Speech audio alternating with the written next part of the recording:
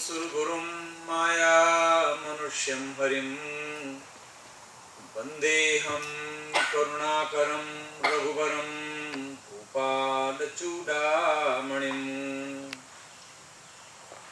गुरुर्ब्रह्मा गुरुर्विष्णुः गुरुर्देवो महेश्वरः गुरुर्साक्षात् परब्रह्म तस्मै श्री गुरवे नमः।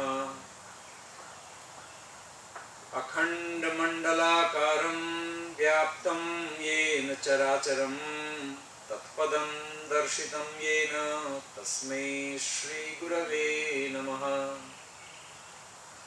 सर्वमङ्गलमाङ्गल्ये शिवे सर्वार्थसाधिके शरण्ये त्र्यम्बके गौरी नारायणी नमोस्तुते। Good morning everyone. Happy good morning. Blessed morning today.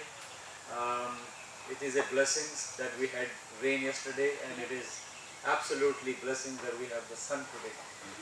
And I hope you enjoyed yesterday, and more than I hope you did some practice before you came. If you don't continue, if you don't have a regularity, this yoga practice will not go anywhere. So yesterday the sutra that I explained to you, that yoga practices needs regularity. If you maintain regularity, you will move way further, faster, greater, deeper. And remember that we do not need a lot of time. 10 to 15 minutes every day, if you are regular, adds up. So that's all you need to know, because a lot of people, we have busy life, and then we think, oh, I don't have time to meditate. Where can I get time? So just 10 minutes of your time is needed, and you will be doing a great favor to yourself. You will not only have a good physical health, but also a very strong mental health, and you will then experience what spiritual health is all about. And with that spiritual strength, then you begin to operate your life, whatever profession you have. You will see the changes, the sharpness, the depth in which you will begin to perform, because that spiritual strength is given by the nature. Every one of us have, whether one does yoga, does not do. But only thing is, the one who embark in this path, you start getting the access to that knowledge, that depth, that strength, and then you utilize it and make life better, meaningful, and peaceful, and ultimately the word is blissful. So I will lead you again through a meditation, and just a reminder that all the teachings that I am doing, it's from the Himalayan tradition of the sages, saints, comes from the cave monasteries. It is a meditative tradition, so we pay more emphasis, attention to path of meditation, not so much to hatha yoga, physical part of the yoga. It is important, in which becomes a means and the ways to prepare oneself for a meditation. And then after one has a solid meditation practice, the Himalayan tradition leads one to the path of Tantra, which I will be talking today. And the path of Tantra leads you to the chakra sadhana, the chakras, the vortex that we have within ourselves, tapping those center of consciousness. Just like you have at home plug-in, and then you know which plug-in to plug in into to get certain results and certain quote-unquote powers and experience. So you would know through knowing the chakra sadhana or meditation on the chakras. Ultimately, you might have heard the name at least. The Himalayan tradition is a tradition of interior path of Sri Vidya, if you know that name. It leads one. Final initiation in the tradition is to the path of Sri Vidya, because this chakra sadhana, the path of Tantra, leads one to Sri Vidya. And Even within the Sri Vidya, it's all internal path. The path which is known as path of Samaya, Sayama. There are three paths in Sri Vidya. The path of Samaya is the Himalayan, where you internally practice. There is no external object you have, like Sri Yantra, for instance. So this body becomes a yantra. Then you treat, you visualize your body as a yantra.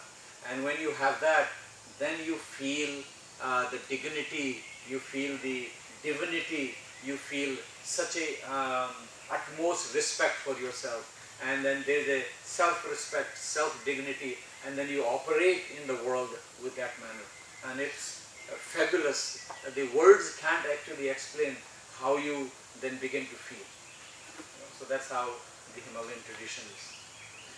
Feel free to ask questions as you did yesterday. No question is a silly question, or no question is a, like a, all questions are important regardless. And I want you to go home with the clarity of the mind, clarity of the subject matter, what this is all about, and with an understanding that you are fully equipped to undertake a practice for 10 to 15 minutes. And I guarantee you, I can write down on a blackboard with a permanent marker, if you are regular, within 3 months your perception, your life, everything would change, guaranteed, provided you are regular with your practice. Regularity you could do in the morning, noon, or during the day or at night, whenever there is a time. Like somebody asked the question, what time is a good time? Ideally, I answered morning time is an ideal time to do, because you haven't started your activities as yet. But meditation practice can be done anytime, just before sleep as well. Just before sleep, it actually does a lot of good, because if your sleep quality will improve, you will begin to have a good sleep, sound sleep. You will sleep less hours, yet you will sleep more, because we dream more time than we sleep. I should talk about it, dreaming and sleeping from a yoga psychology point of view, how they see the dreaming and sleeping. So you sleep more, yet you sleep less hours, and when you have a sound sleep, and sleep then rejuvenates you. Every morning you are so rejuvenated, so full of energy, and then you embark. So let's begin a short meditation. And today lots of practice will be doing. So guided meditation it is. Always sit on a cushion so that your back is straight. Never sit without a cushion, otherwise what you will have to do, you will begin to feel a strain on your lower back. In order to keep the back straight, you need to have an effort. And if you place a cushion underneath you, sit on the edge of the cushion, that effort is taken away.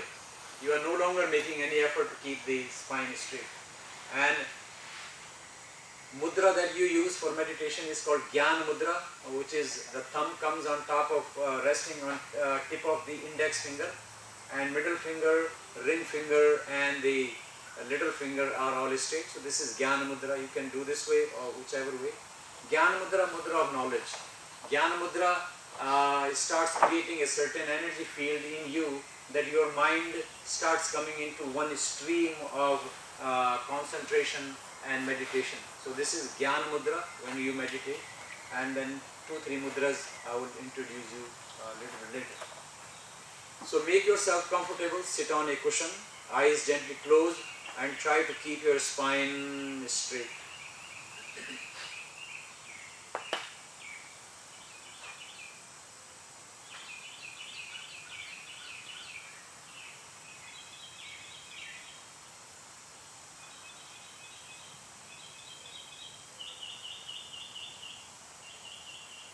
Be aware of yourself from head to toes and toes to head. Feel the presence of your being and dwell in this very momentum in time. Withdraw the mind from all other times and places and bring your total awareness to the space where you are sitting right now. Be aware of only the space that your body is occupying from head to toes, toes to head. Then gently you relax your forehead, relax your eyebrows and eyes, relax your face, neck, relax your shoulders, shoulder joints, and relax your arms.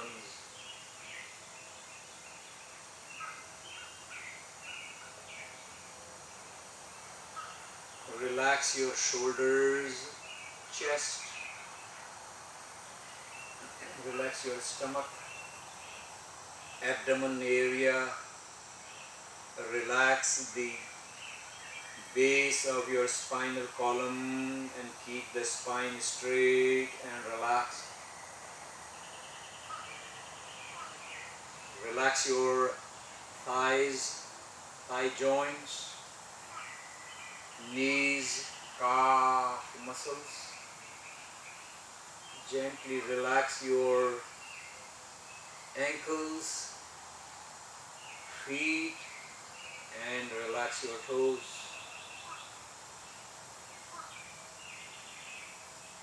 Withdraw the mind from all other times, from all other places.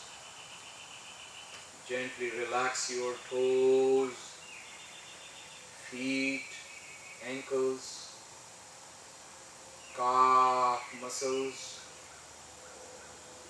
Relax your knees, thighs, thigh joints.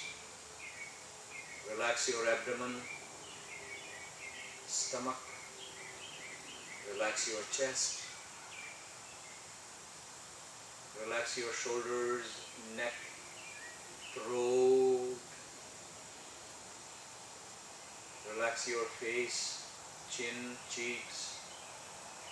Relax your lips, mouth. Relax your nostrils, eyes, eyebrows. And then gently relax your forehead. Remain relaxed from head to toes, toes to head. Now you bring your attention, your awareness to your nostrils and begin to feel the breath into the nostrils. And watch your breath as you breathe in, inhale. And without any pause, when you complete inhalation, then exhale and watch your exhalation.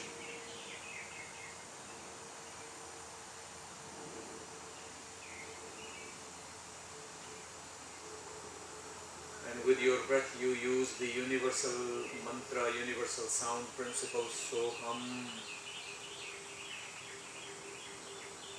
Breathe in, inhale the sound, So.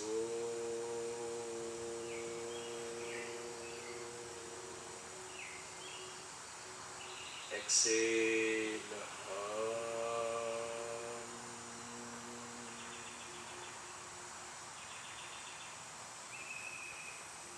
Focus on Soham and make Soham your very breath.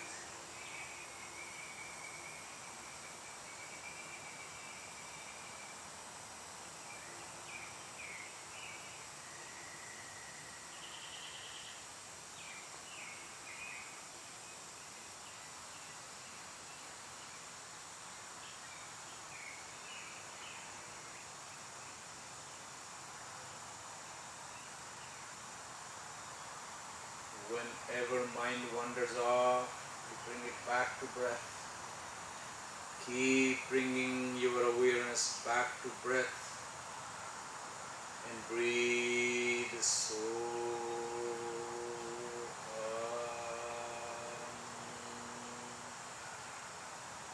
No pause between the breaths, perhaps no jerk in your breath. Inhale deeply, exhale. and gently.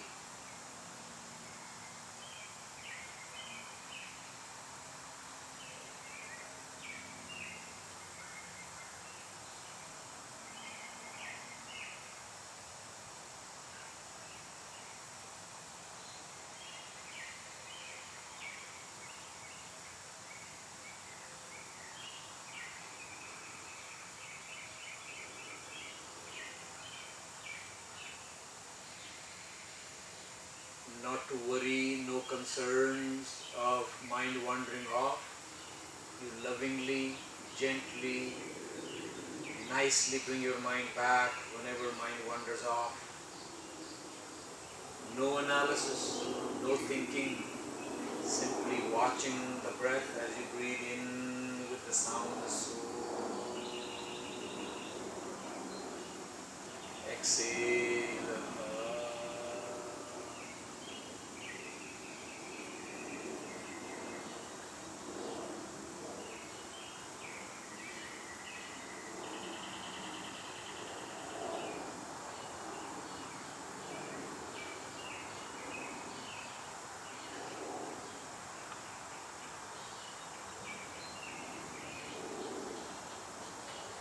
Well, I will take you one step further. Maintain the posture, the mudra, Gyan mudra. Maintain relaxation of the body. Continue watching your breath.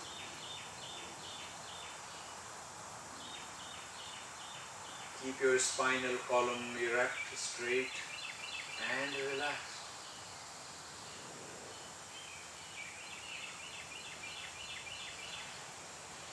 Then I would like you to now switch your awareness to the spinal column. Feel the spine from the base of the spine all the way up to the crown of your head. A straight line.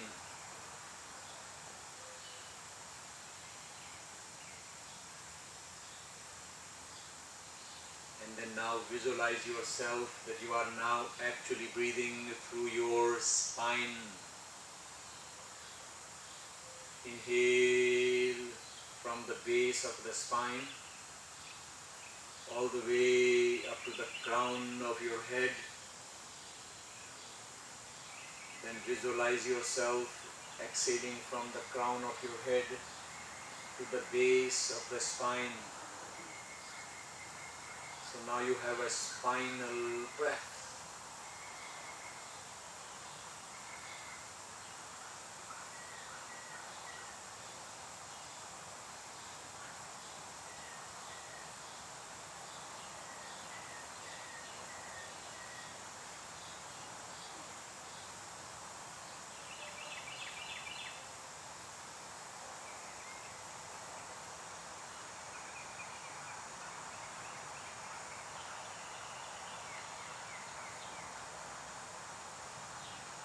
And breathing the sound so.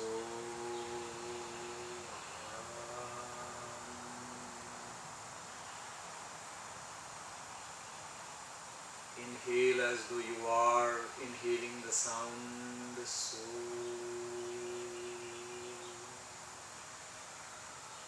Then exhale.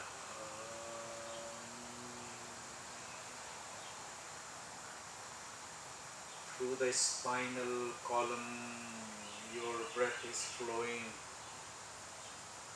deep and long, and unbroken flow, no pause between the breaths.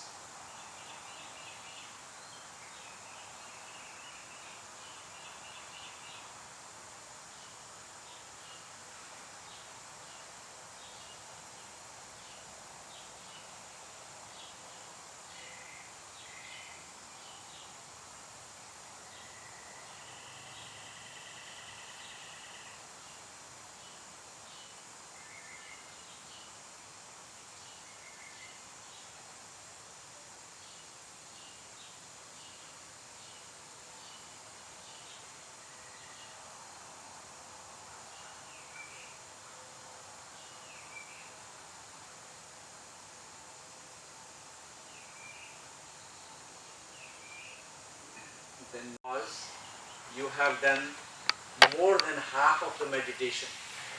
Meditation is based on this technique or trick, if you want to call it, to eliminate the pause. So how it is explained in Yoga Sutras, and I will explain, I will make that experiment and you will know what I am talking about.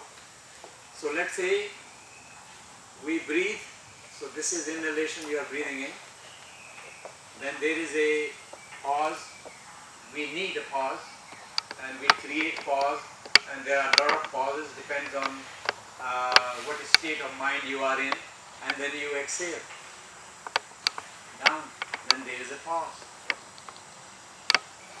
So you inhale in, you exhale out, and there is a pause. But when you are actually meditating, at that very time, only in meditation, then when one masters this pause, then there are hardly any pauses all day long, because it becomes a habit, just like diaphragmatic breathing. When you practice every day with the Makarasana and conscious breathing, that you breathe through this part, then you form a habit, and that habit is that you are always breathing diaphragmatic. And when you breathe from diaphragm, your breath is much deeper than before, and your breath is deeper than anybody else's breath. And when you have a deep breath, you know how many benefits are there. You remain relaxed, you are giving enough oxygen to yourself, there's energy, you don't get dissipated with energy, you can work long hours and yet not get tired because there's not enough oxygen. At the physiological level I'm talking about, and you are able to actually empty yourself with all the carbon dioxide. And from a pranic level, your pranas are fresh at all times. So when your pranas are fresh, you feel energetic. The amount of work that we do doesn't make you tired. What makes you tired? Less oxygen and less prana. Prana gets contaminated. So when you have a deep breathing, you are refreshing your prana every time. So you feel very energetic. A person who has deep diaphragmatic breathing can run for miles and not huff and puff, I guarantee you. Because you are supplying enough, and your breath and your pranas are refreshing. However, when you meditate, you must practice not to create pause, because pause, this gap, is the reason in which the thoughts enter into your mind. So the longer is the pause, the longer many thoughts you have in your mind. Like we were doing this meditation, your mind constantly were running away into the world, and there were many thoughts, one after the other, random thoughts, because there is a pause. So in meditation, consciously you make an effort to eliminate this pause. So then you connect the inhalation with the exhalation, and then exhalation connects with the inhalation. So it's the oval shape of breath you have. So these are the doors at the end of inhalation, and this is the door end of exhalation when thoughts enter into your mind. And if you eliminate this pause, then no longer thought can enter. You will only remain whatever thoughts are there, and those thoughts will subside slowly, and no more external thoughts, or no more from one thought to the other will enter, because you have closed the gate. So this gate, this door has to be closed in meditation. And for the practice, then all other time or most time, then there is hardly any pause. Then pause is still needed to process our thoughts and so on, but not too long a pause. And when you create lot of pause, and there is a lot of carbon dioxide remains in your body, which creates a contaminates the prana as like a poison for the system. We can make this experiment, and the experiment how we do in our ashram, you begin to watch your breath, and then begin to watch your breath with your any given thought in your mind. And then I will ask you, okay, maintain that thought while you are breathing in and out, and no pause, but maintain the thought. And then if I were to ask you, now change that thought from into any other thought without any pause, you will not be able to do that. From one thought to the next thought, you will have to have a pause. So pause means thoughts. And if you don't want to be with random thoughts in your mind, eliminate the pause. That is the mystery, that is the trick in meditation. So one then remains with one breathing, and there is no limit how long your breath can be. I know people, those who breathe so deep, so long, that one breath takes maybe 2 minutes, sometimes 3 minutes, and I'm not joking. The deeper you breathe from diaphragm, the stronger your diaphragm is, the more natural habit you have from your diaphragm, your breath becomes longer. The longer, in Ayurveda, if you know, the secret of long life is a long breath. You know, the long breathing you have, the one who breathes long, then you're taking a less breath. Do you know how many breaths an average person takes in 24 hours? Have you ever heard? How many breaths do you think we take? Mani Dr. Sahab. 21,600 breaths. That's the yogis have calculated. An average person takes 21,600 breaths. So this entire life is made of breath. However many breaths you have, that is how long you live. So if you spend your breath, make your breath long, so you are not actually spending all 21,600, you are taking less breath. So the longer you live. So that's the secret of longevity in yoga, to have a long breath. And the longer your breath is, the more concentration. The concentration lies how long your breath is. The concentration lies how deep your breath is. The concentration lies how serene your breath is. Those are the qualities of a meditator's breath. Serene, even breath, no jerky breath, long breath, serene, no jerk, no pause, and deep breath. And no sound, as I said yesterday. Those are the quality of your breath.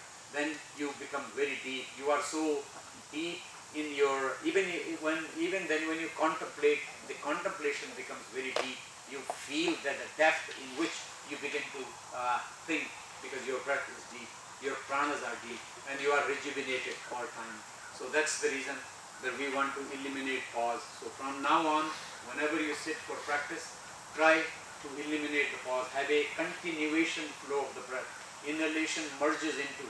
If you read Bhagavad Gita 6th chapter, it's also explained in 6th chapter is chapter on yoga, and how the Bhagavad Gita explains, you merge prana into apana, apana into prana.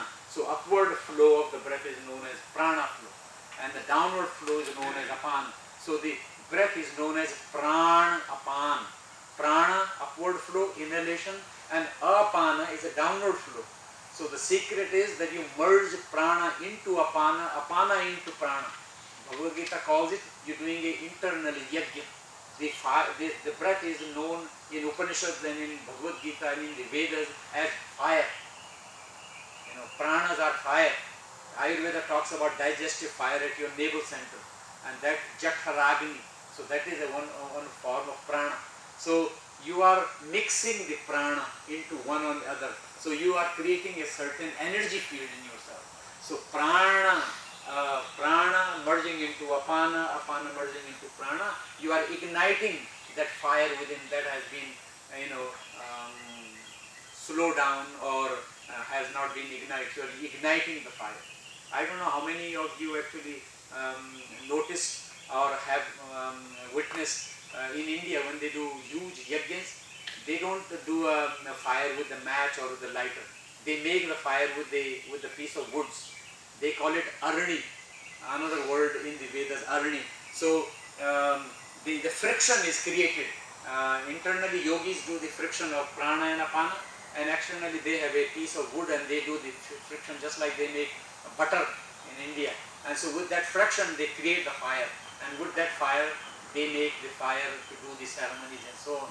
So internal ceremony takes place right at your navel center, which later on will do. This is the main chakra out of the 7th system of the chakras we have. That's where the actual fire lives or dwells. So that's the secret or the mystery of eliminating the pause.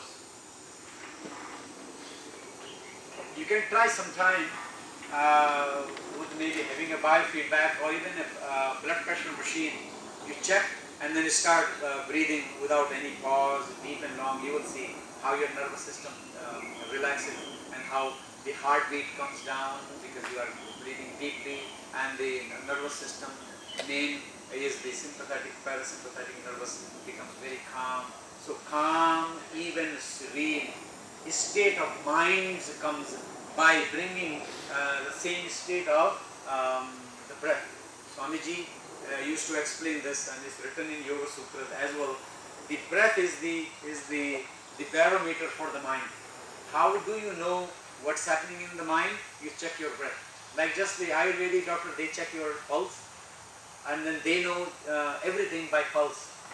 The pulse tells them what's the state of your body, your mind, and your breath. Similarly, yogis can bring mind under control because, as I said yesterday, the mind and body are connected with that thread called breath.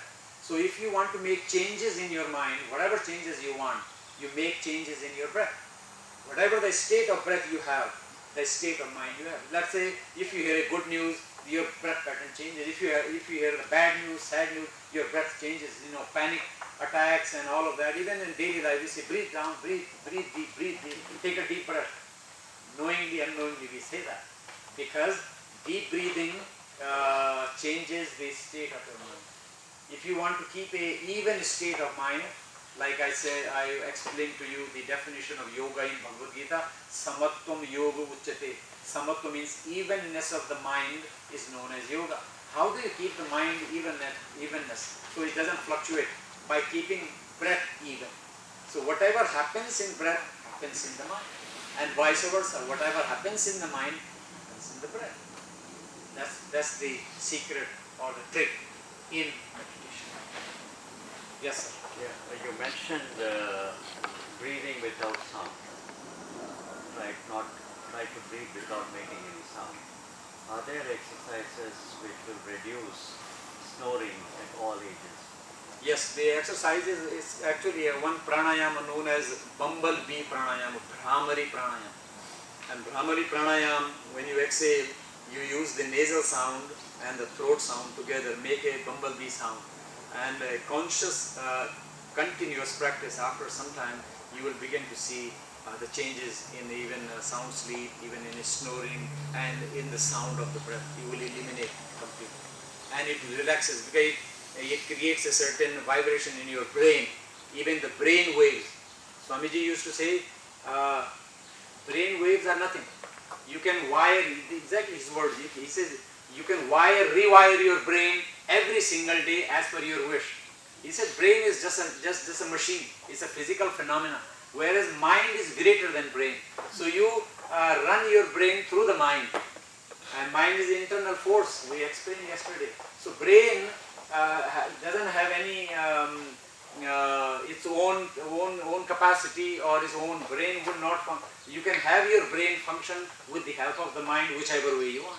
So it creates a certain vibration in the brain waves by this pranayama. We'll do that pranayama. Yes. Yeah, when you are meditating, do you on your stomach or your chest, do you give any attention to if it will expand or contract or no? Not at all. We want to have less and less dependency on things.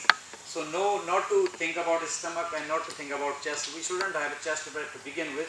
As I've been explaining, diaphragm, these are diaphragm, this area. Just watch for a while and then leave it alone and pay attention to breath rather than to anything else. So the less dependency you have, the greater chance to move into. Because you want to relax yourself so that you have no more hanging on to things. Let go is the key. So you let go of anything because you want to go deeper into the another awareness, not remain with body awareness. So no more of this. Yes. First of all, thank you so much for sharing your teachings. There's so many questions. But to add on to hers, you were going through the meditation and you were taking us from the diaphragmatic breathing to the lumbar and then to the nostril. At all times, is your diaphragm moving up and down when you're taking your attention to others? Yeah, because the physical breath is happening from diaphragm. So So is it's that, all moving anyway. so are you, is it because we're a beginner that it's confusing to go here and then back to the diaphragm, or it Maybe gets? maybe because you have not done it before, so maybe it's a little confusing to you how to back and forth. But with the conscious, continuous practice, you will become natural. Such as you just simply breathing through the nostrils. You are actually paying attention here. Feel the breath, the flow, and the inhalation, the touch of the breath, the flow of the breath. And this is already moving because you are breathing from diaphragm. You are not doing anything here. You're not concerned about the diaphragm. So continuously breathing, and then from there you just simply switch to the back. It's an awareness now that you have taken your breath to the back of the spine, from the crown of your head to the tailbone. That's where the spine is. And by the way, the spine in which we breathe through the meditation, it's a called spiritual spine that has no curve. Physical spine has a curve. This one doesn't have a curve. That's why I said in a straight line, absolutely straight line. That's when I did this because I'm going to lead you through the chakras. So that's why I started. But if it was a course, we don't immediately introduce the spinal breath because, as you said, it's confusing. Yeah. But I have to do it as today is the only day. How much can I share, and what can I share? And I will try my best to share as much as possible. Yes, sir. Just a comment. In the beginning part, you're right. You struggle to learn diaphragmatic breathing. I think you used for a few days to a few weeks, and then that part is Absolutely. Yeah, it's the settled, nature. and then you come to the It's Yeah. very normal. The first few weeks. If you know this is a natural way of breathing. You were born. If you really want to know what diaphragmatic breathing is, watch the baby. They breathe through their tummy. Their tummy goes up and down. So that is how you and I were born. But as we grow up, because we get involved with the world and we are holding our emotions and all kind of things you have to do. So you start holding your breath. So you move your breath up and then you end up having a chest breath. Most people breathe from chest for that reason. Anxiety, fear, anger, animosity, and then something hiding, something this, something that. So you keep holding, and then you end up with the chest breathing. So if you, this whole technique is you are coming back to your natural habit of breathing. That's why Makarasana, Shavasana are the ways that brings your awareness here. And like Dr. Vivek said, if you continue after 10 minutes, 5 minutes, you will go back. The natural habit will come back. It's your natural habit. I'm not teaching you something new. It's nothing new. You had that habit to begin with, and that is we all were born. For 6 months to 1 year, babies breathe, and when baby starts understanding you or the world, then the pattern changes. So this is like Swami Rama says, go back to basics. And basic, if you really master the basics, anything else, all other practices, you just simply add on to, and then they remain solid, and you don't need to make much effort to do those practices because your basic foundation is being solid and firm. Sound as you're breathing in and out? You are eliminating sound, no sound, absolutely no sound. So if there is a sound, there means some vocal cord or something is there, or the person have a heavy breath. That's why there is a sound. Or vocal cord, there's some air is involved. So then you pay more attention to the nostrils. The more you breathe purely through nostrils, and your breath becomes deeper, and then it becomes serene, then sound gets eliminated by itself slowly. Yeah. No sound, absolutely no sound. Sometimes when your meditation becomes very deep, you actually doubt, am I breathing? It becomes so fine, absolutely fine. No movement, and the breath becomes so serene and fine, you can't actually hardly feel any. Absolutely. Swamiji used to say when he was in his monastery, they used to do the test, and the test he said they used to have a shawl or some kind of a cloth with all the bells. The test was they will wear that shawl, and if you make any irregular flow of the breath, the bell will go off, and then it means you have failed.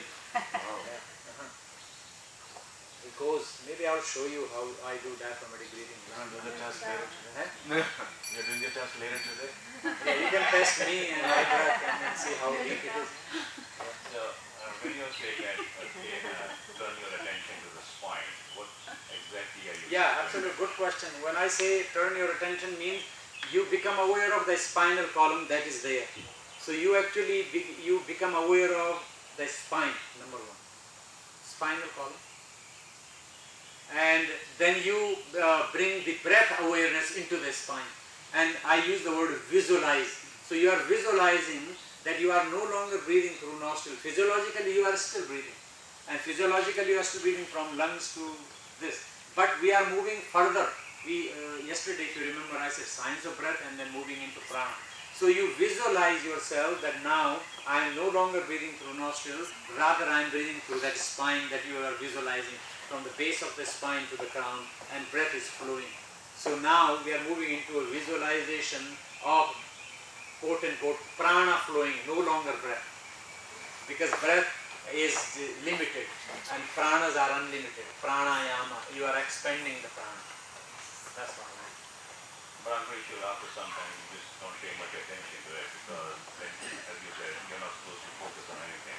Yeah, then slowly you will go, then you focus on something else and you keep moving further. Yeah, then breath remains behind, then other visualization will come, you will see the chakras, and then there are many levels of those visualization and so forth. Then you leave the breath, you leave the body awareness, you leave the breath awareness, then you even leave the mental awareness and you are in that, the final core known as the body of bliss, so you are in bliss. Yeah. And you are still breathing to begin with, but you are not aware of that you are breathing. Then body becomes so relaxed and so calm. All these very good when you are perfectly normal, healthy and so on without any cold. Suppose you have very severe cold where your nose is blocked and you're coughing like crazy. What do you do?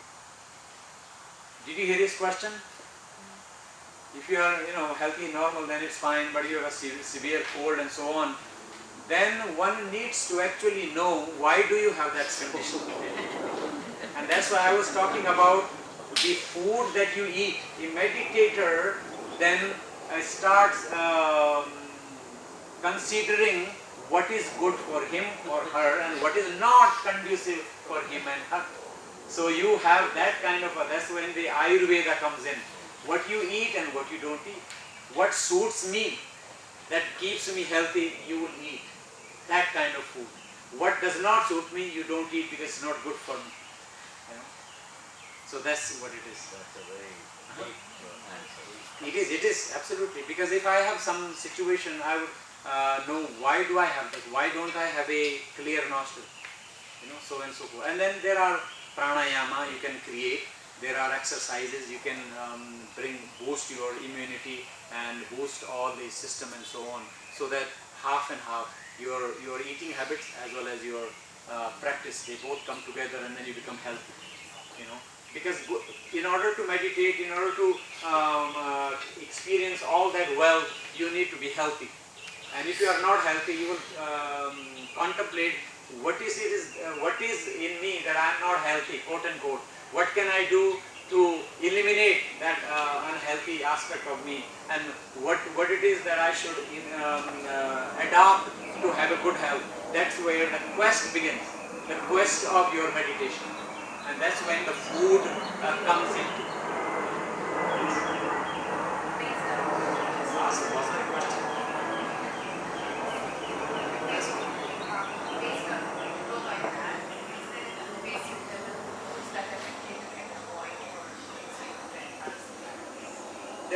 That's a big question. It's very hard to know because each one of us are individual.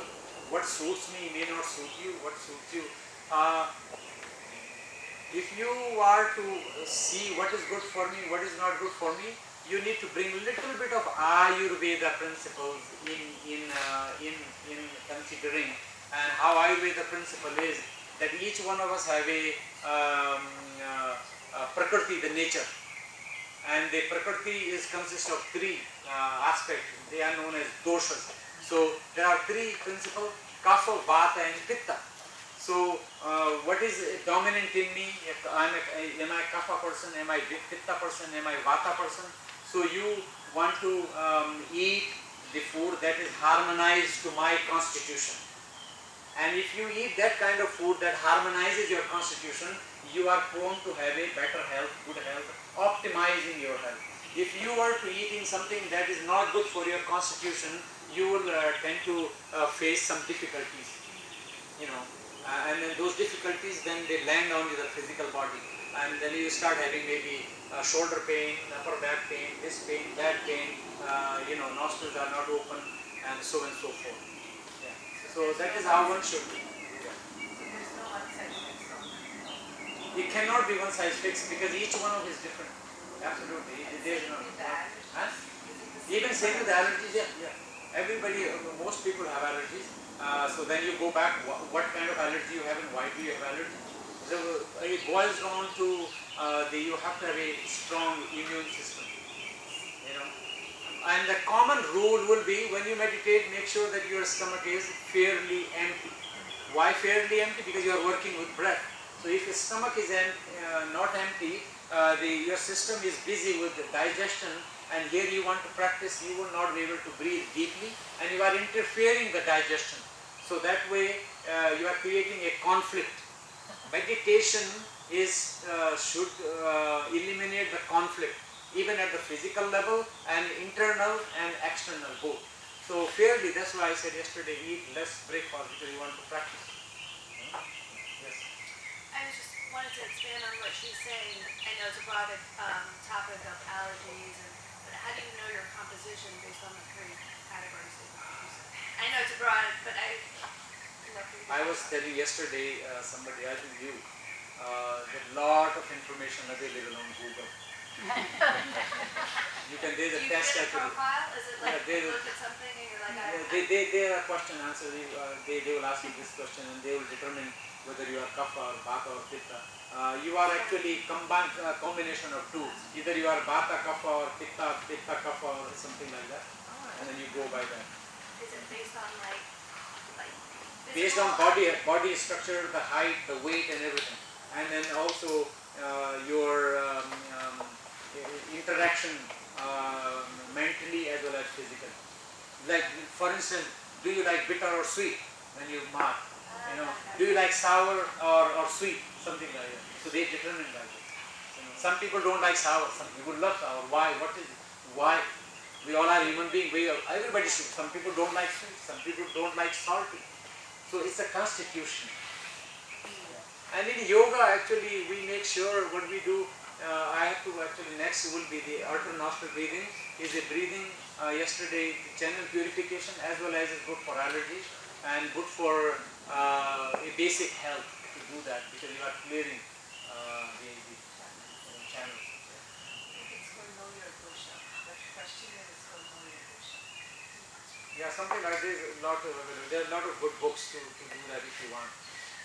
Basic rule of thumb is eat the food that you are able to digest. Your food has to be digested so that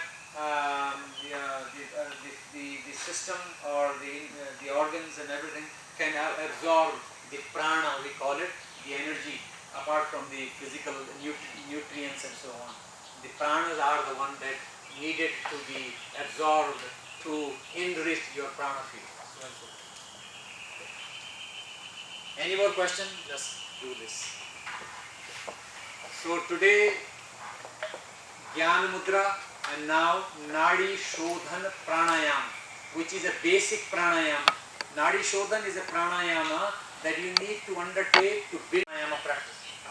If you have not done Nadi Shodhanam, or if you do not do Nadi Shodhanam and do all other pranayama, you are not getting maximum benefit of it because the foundation is not laid.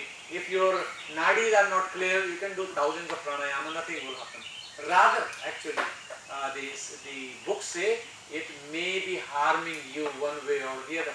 If not today, tomorrow, day after tomorrow, after 5 years, after 3 years, you may develop something which you don't know how you develop. It's because of the irregular prana flow.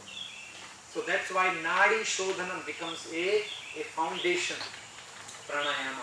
and then you build your pranayama practices on that foundation, which is known as Nadi Shodhanam, purification of nadis or channel purification.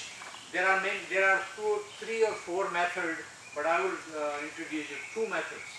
One is a simple method, one is a little bit, the intermediate level. You can do both or you can do one, choose.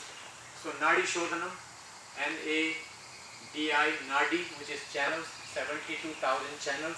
Some yoga texts say there are 3 million channels, but 72 is a commonly agreed.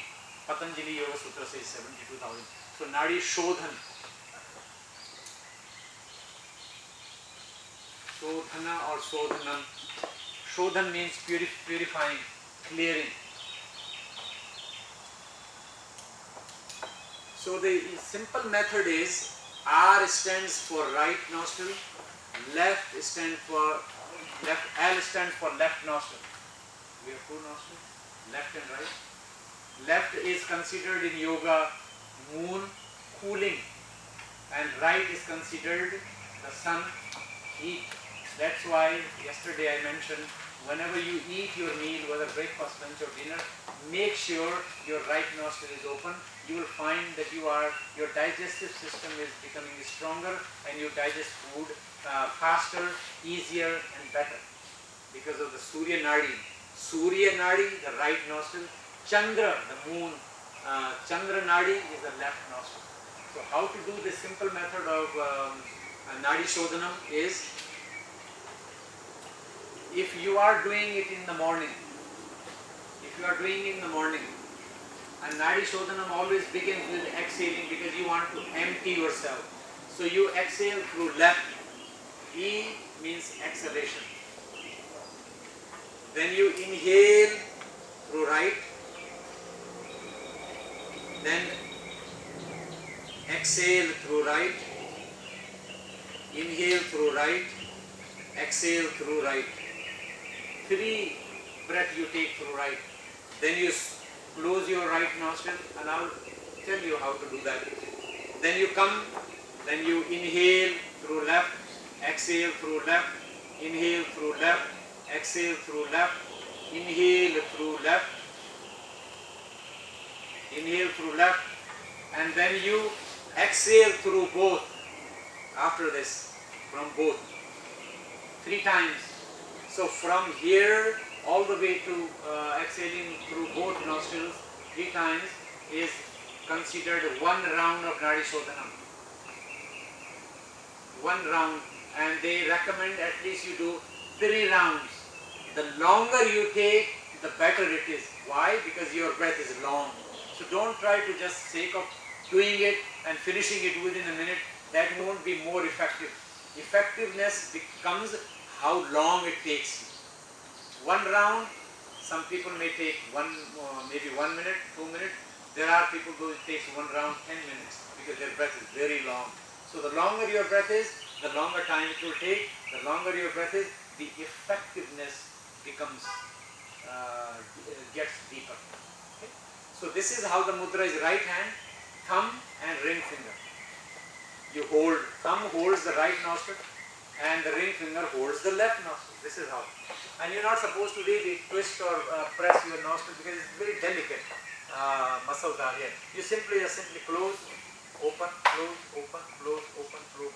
Keeping your head, neck and trunk straight, relax, and then you lift your right hand and then you press. So I exhale through left nostril, exhale, then I keep left nostril closed, then now I am inhaling through right, exhaling through right, inhaling through right, exhaling through right, inhaling through right, and then I exhale through the left, and then exhale, inhale, 3 times through left, and then exhale through both nostrils, inhale through both nostrils, exhale through both nostrils 3 times. So it's altogether 9 breaths, 3, 3 and 3. One set consists of 9 breaths altogether, and try to make 9 breaths longer. You may do only 1 round if you don't have time, but don't rush in terms to complete 3 rounds. You know what I mean? Have long breath. So this is the easiest way to practice Nadi Shodhana.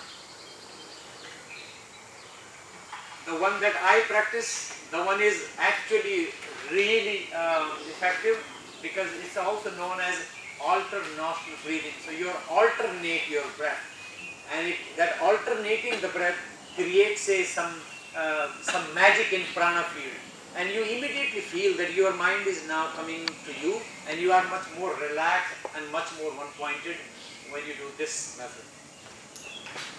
So with this method, A stands for active, P stands for passive. A active means the nostril that is active, that is open, that your breath is freely flowing.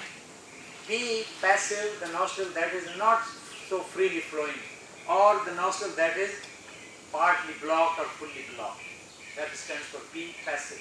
So remember, active, passive. So when you sit, you have to make sure, you need to know which one is active, which one is passive.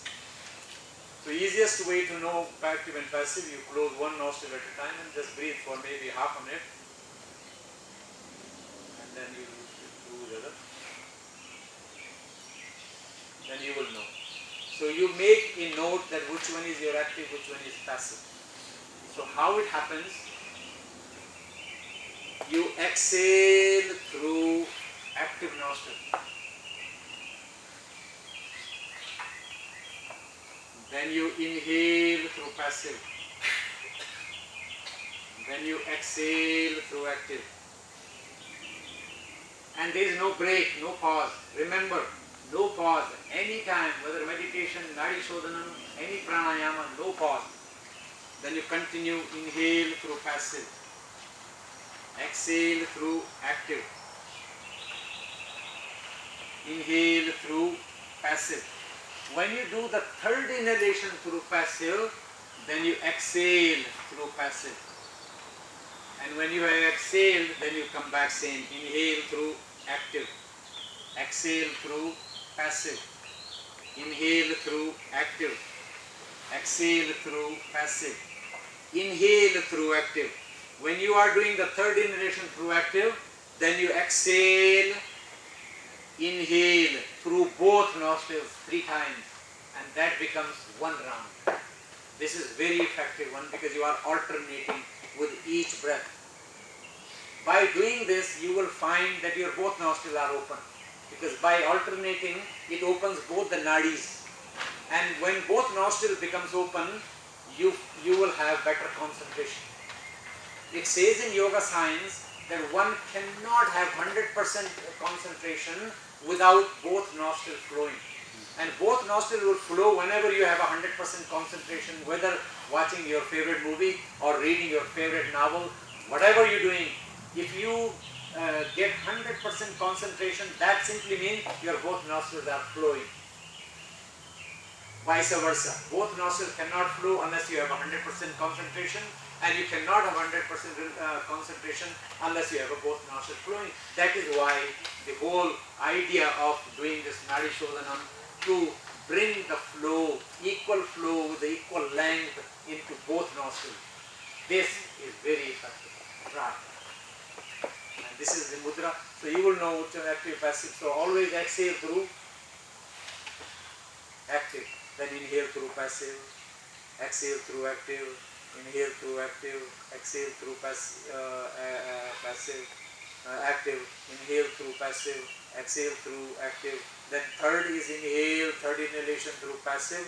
Exhale through passive. Then you switch. Then inhale through active, exhale through passive, inhale through active, exhale through passive. Third inhalation that you are doing into active now, then you exhale through both nostrils. Then you inhale, exhale. Inhale, exhale is considered one breath in yoga. So inhale, exhale, inhale, exhale, inhale, exhale. 3 breaths through both nostrils, and that is 1 round of nadi shodhanam. If you have time, you could do 3 rounds. If not, at least do 1 round every day. Morning and evening. What? What do you do? Either one of these two, or like the one you... Yeah, you can do either one of them. This one is the most effective one, because you are alternating at the same time when you do alternate nostril breathing. So it's a double power. This Nadi Shodhanam wakes you up because the nadis are open. When nadis are open, the energy, the pranas are open. So they recommend, there is a caution, and the only caution is that do not do this Nadi Shodhanam just closer to your bedtime. If you do that, you will have a hard time to sleep because every energy is awakened. But if you ever have to remain awake for late night and you don't want to have a caffeine, this is the natural caffeine that you can take. Do Nadi Shodhanam. 3 rounds of Nadi Shodhanam would keep you awake for another hour and a half or sometimes 2 hours if you do it properly. That is how powerful it is. And in the morning when you are so sleepy, you can't do practice and you have to go to work, therefore you woke up a little bit early, simply sit down, relax, perform one Nadi Shodhanam, it wakes you up. What is waking you up? Your prana. Your pranas are being harmonized. Your pranas are now flowing harmoniously. When pranas flow harmoniously, you are awake, you are energetic. That's why Nadi Shodhan Pranayama is channel purification as well as it serves as a foundation for all other pranayama. Right? Any question in these two?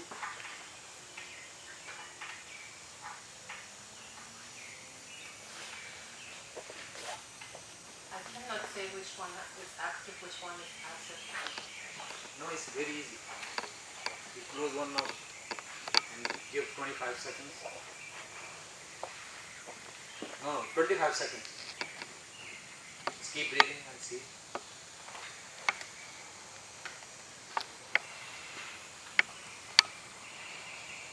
And then switch with the other. Like yesterday I was saying manual opening. If you put a fist under your left armpit, right nostril open. If you put fist under your right left nostril open. Or you could do with the concentration. I will show you how do you do the concentration. You just bring the concentration, it switches. That is how powerful concentration is. And that is how you rewire your brain waves. Yes?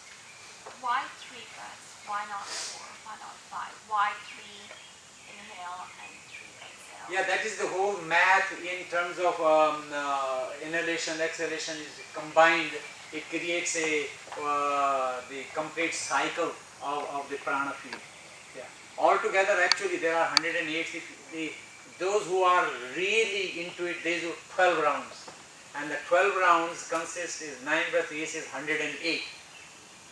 Yeah, and 108 is a complete number in which they say that infinity, no one can measure infinity, but the spiritual world or spirituality has managed somehow to measure the infinity by the number of 108. 108 means you have reached to the infinite, and that is the mystery I will tell you. Each one of us have a same height. 5'4", 5'6", 6 feet, so and so forth. But spiritually, we all have the same height. How? If you were to measure your own height with your fingers, 4 digits, everyone is 96 digits long. No matter how long you are. You can try sometime. Just go home, measure, and measure with your hands. This is 4 digits, so you keep doing 4 and you will be 96 digits.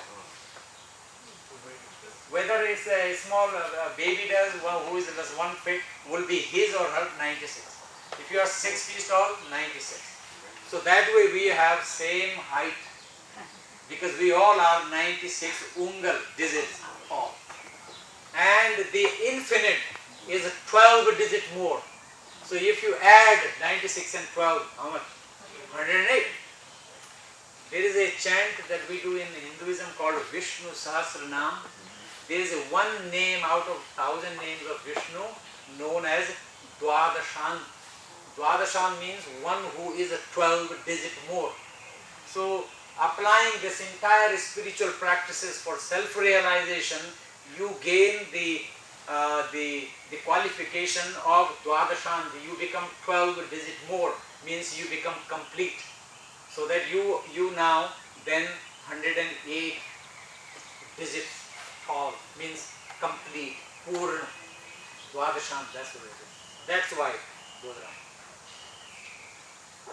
So through the concentration, how you do that, I'll show you.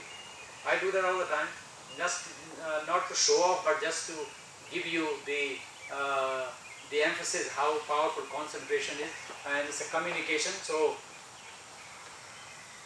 my left nostril is open now, right is closed. So if I were to manually concentration do, so you open. So now open. My left got blocked. I will sit back. Now going back. Right got closed. I will sit back. Here. Left got closed. So that's how you do that. Through the concentration. And concentration means your awareness goes into that part of the mind, or mind goes into that part of the mind, because mind is everywhere. So what you are taking your piece of mind as a part of the concentration to that part of the nostril or a brain or shoulder. That is how one heals himself or herself. Let's say you have a shoulder pain and you have done all other medicine, massage and all that. But if you were to take your mind and start breathing into that part of the shoulder or part of that body, it heals through your own mind field. Because mind is the energy field. So you are removing, eliminating the pain from there, healing with your own mind. So you become your own healer. So clear so far? Nadi Shodhana, Pranayam.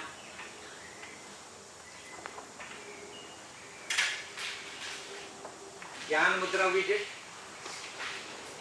3 more mudras, because when I lead you through the chakra meditation, I will ask you to do these mudras.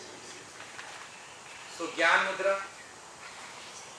Then second one is Prana Mudra, to channel your prana in a way that your pranas are harmoniously flowing. What is harmoniously means? Harmoniously means freely, with no interruption. No interruption. That is what harmony is. So when you place the tip of your thumb on top of 2 fingers, ring finger and middle finger, just simply placing, not really pressing, and your index finger and the little finger is straight, this is Prana Mudra. Either this way or that way, whichever comes naturally to you, whichever way you feel relaxed. You could do this way or you could do that way, on your thighs or knees. So this is Prana Mudra. If you ever feel depleted, if you ever feel like you are don't feel like doing anything, just try this Prana Mudra and watch your breath, and you apply Prana Mudra. You will start feeling energy. You will start feeling, okay, let's go, let's begin, let's do this. So it also wakes you up, Prana Mudra, and channeling your prana. But after meal, if you have eaten, if you sit for 5-10 minutes, left side, and you apply this, your prana will burn the food that you have eaten.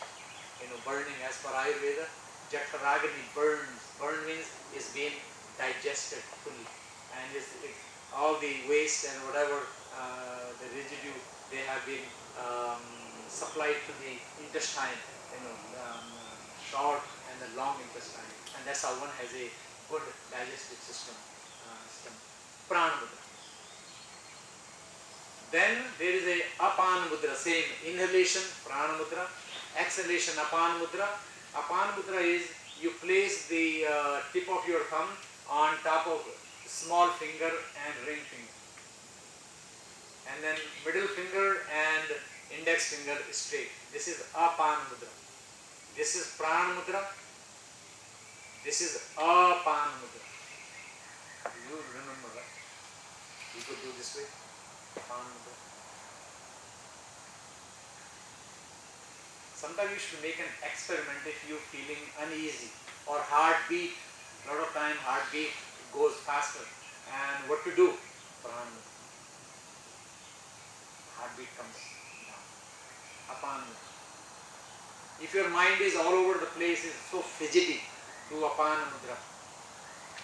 downward flowing flow of the prana.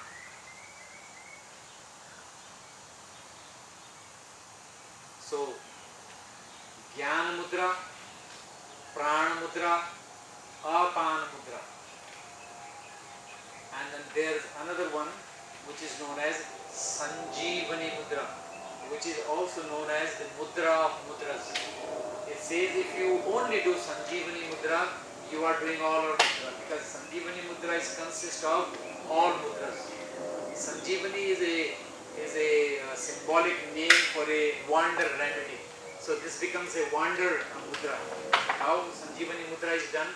You bring the tip of your index finger at the bottom of the thumb. First, bottom of the thumb. Right?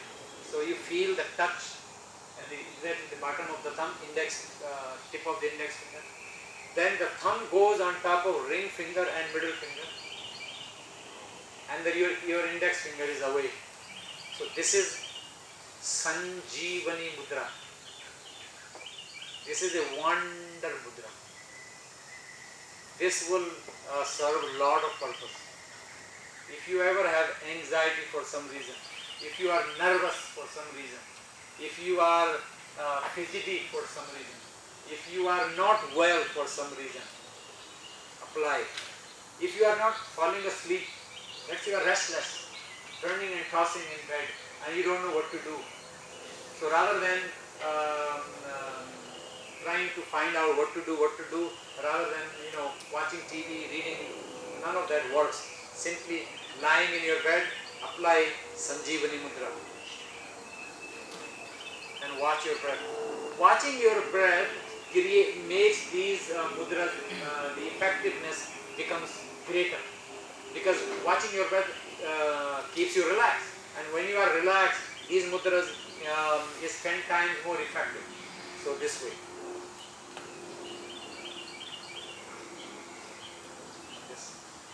Sanjeevani Mudra. So these mudras should be enough mudras. Jnana Mudra, Prana Mudra, Apana Mudra, Sanjeevani Mudra. And these mudras can be done any given time, whether maybe you are driving, one hand, Apana Mudra, Jnana Mudra, whichever mudra, or you are sitting watching movie, or you are standing in line, or whatever. Means the whole, what I am trying to say, these mudras can be done at any given time, also can be done at your meditation, whichever mudra you like to do at that very time. Jnana Mudra is considered highly when you meditate, because Jnana, the knowledge that is awakened from within, but it can be done also any other time. So these mudras. Any questions before we move into the next slide? Yes. Yes, sir. Do these mudras help reduce the pain probability of getting any kind of pain? Yes, pain or arthritis? Or arthritis. Yeah, absolutely. It would. Which of these mudras have? The Sanjeevani Mudra would do, because it also regulates the blood flow better and more. So arthritis or any kind of pain you will remove. For how long you should do it? That's a good question. For how long one should do? From 5 minutes to 45 minutes. Wow. Wow. If you will begin to feel pain because of the energy will move, 45 minutes is the maximum that you can do these mudras to get maximum benefit. And it will be very difficult to do 45 minutes. You will get bored if you are not relaxed and not watching your breath. But they say from 5 minutes to 45 minutes. At least do 2 to 3 minutes to begin with to get the effect of these mudras. If you do 1 minute, you may find, oh, nothing happens, why do I do it? At least 3 to 4 minutes. And sometimes when you have time, do 10 minutes and see. You will restructure the way the energy is flowing from within yourself. Restructure, absolutely. Like blood flow at the physiological level, and the flexibility at the physiological level, and at pranic level, the prana starts moving accordingly. The nostril will open both together, and so on. So that's done. Pranayama. Does it matter? Yeah, doesn't matter. Absolutely. maybe when you do postures, maybe socks. If you don't have a good yoga mat, then they slip, so no socks. But any other time doesn't really matter. What matters is in which posture you are in. Are you in a correct posture? Is Sthira Sukham Asanam? Are you comfortable and steady at the same time? Relaxed and steady. That's what matters. Also, I was actually going to recommend and say this because you are now, I hope you would do, to build a structured practice for yourself, and so that you can start seeing your own wealth, which is spiritual wealth given by the nature, and then also optimize your capacities in the world, whatever you do, and then maintain at the same time relaxation, the physical body, mental body, spiritual body, and so on, and then increase your capacities more, 10 times, 2 times, however.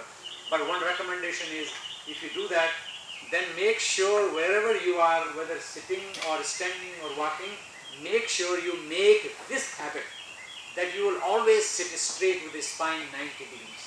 A meditator's spine should be straight at all times, because spine, this danda, is the pole that takes the energy up and down.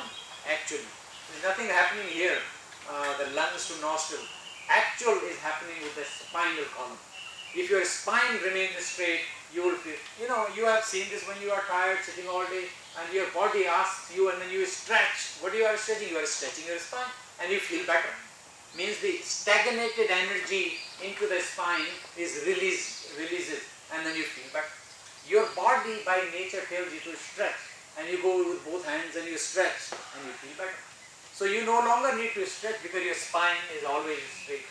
Whether you sit in front of your computer, even when you drive, you're sitting on your dining table, and even wherever you are sitting, spinal column should remain absolutely straight. Should be a habit. And once a habit becomes, then you don't need to worry whether your spine is straight or not. It is always straight. You will do a great favor. The Almighty, the God, whatever name you want to call, the one who has given us the birth, will be pleased that yes, you are making an effort to good cause, and that cause is to understanding your own being, starting with your physical self. Yes. Can you do meditation lying down? The spine is so straight. Perfect question. Lying down meditation is not recommended. The reason is because of the energy flow. If you are lying down, there is no pressure or under your tailbone. So the energy does not move accordingly when you are lying down. However, there are some other exercises like Shavasana, and the deep relaxation is done lying down. I will actually towards the end, around 4 o'clock, 4:30, I will lead you through a deep, long relaxation practice in Shavasana. But for meditation, my master always said, always sit. A certain thing happens at the tailbone, which is the main, known as the main chakra, Mooladhara chakra, or the root chakra, where the energy is. That alternate nostril breathing will create a harmony in the breath and will bring your concentration and will relax you more. Perhaps both nostrils will be open. So the first thing is you do alternate nostril breathing for maybe 1 or 2 minutes. After you have done, you embark into watching your breath more with Soham, and then do that for 5-10 minutes. Watching your breath another 5 minutes from through the nostril, Soham, and then switch that breath into the spinal awareness and visualize that you are now actually breathing through the spine. So inhalation, exhalation flowing through the spine with the same Soham, and then when you come out. At that point, do you do the hand movements? Does it matter? Yeah, then and a good question again. So when you are doing meditating, either then do the Jnana Mudra with both hands or one hand, then consciously make a switch. Maybe now I am doing Prana Mudra after a minute or so, whenever. Or you can remain with only one mudra or keep switching Prana Mudra for a while and then Apana Mudra, or just do Sanjeevani Mudra. So at your discretion, whichever way you feel that. Yeah. So it has to be integrated into 10 to 15 minutes. When you do mudras outside of the meditation, where is the focus? focus on the mudra itself and also a little bit breath. Yes. So when you say these mudras or breathing have all of these health benefits, so why are there so many meditations? Why are there these, integrated in the modern medicine? No doctor would suggest you do this for your sleep. Ayurvedic doctor will say it's not the modern science has their own concept and the different principles. These are from the ancient techniques and practices that are built to have a complete, full, optimum health. Not only we are focusing on the physical health, but we have discovered from the physical there is a breathing health, and there is a mental health, psychological health, and also spiritual health. So they went all the way to deeper aspect of yourself, and that is you being a spiritual person rather than only a physical person. So that's why there are different practices as per different constitutions. There is one generic which we are doing, a meditation that anybody can do, but there are then specific practices to a specific person to achieve a certain goal. That's why. Just like a modern science, modern medical science, don't talk about it. There is no concept of a diet in terms of what to eat, what not to eat. Where Ayurveda, half of the Ayurveda is on food, what to eat, what not to eat. Even what should be eaten in the morning, what should be eaten in the evening. There are certain food you don't eat in the evening. But if you ask a medical doctor, say, oh, it doesn't matter. What different does it matter? So that is their principle. This is this principle.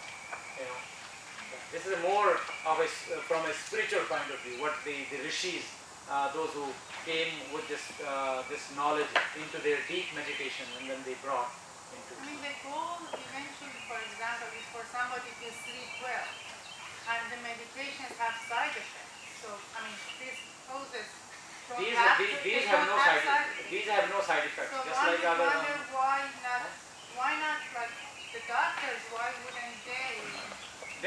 Doctors do have to recommend you. They have the access. A lot of doctors do. In India, they do. In India, medical doctors even practice Ayurveda. Yeah, they will say don't drink cold water. But here, no doctor will say that. Ayurveda will say don't drink cold water, because if you are a Vata constitution, cold will make you more cold. So and so forth. Well, there's lifestyle medicine, which is somehow moving towards the Ayurvedic and spiritual. Ayurveda principle, that's the whole, if you know the word Ayurveda, Ayurveda is not a science of medicine. They are not talking about medicine. What they are talking about, Ayu, the life. Veda means knowing about life. So, tiny part like mustard seed part is a medicinal part. There is a whole spectrum that relates to your life. That is what Ayurveda is. There is and food is another aspect of it.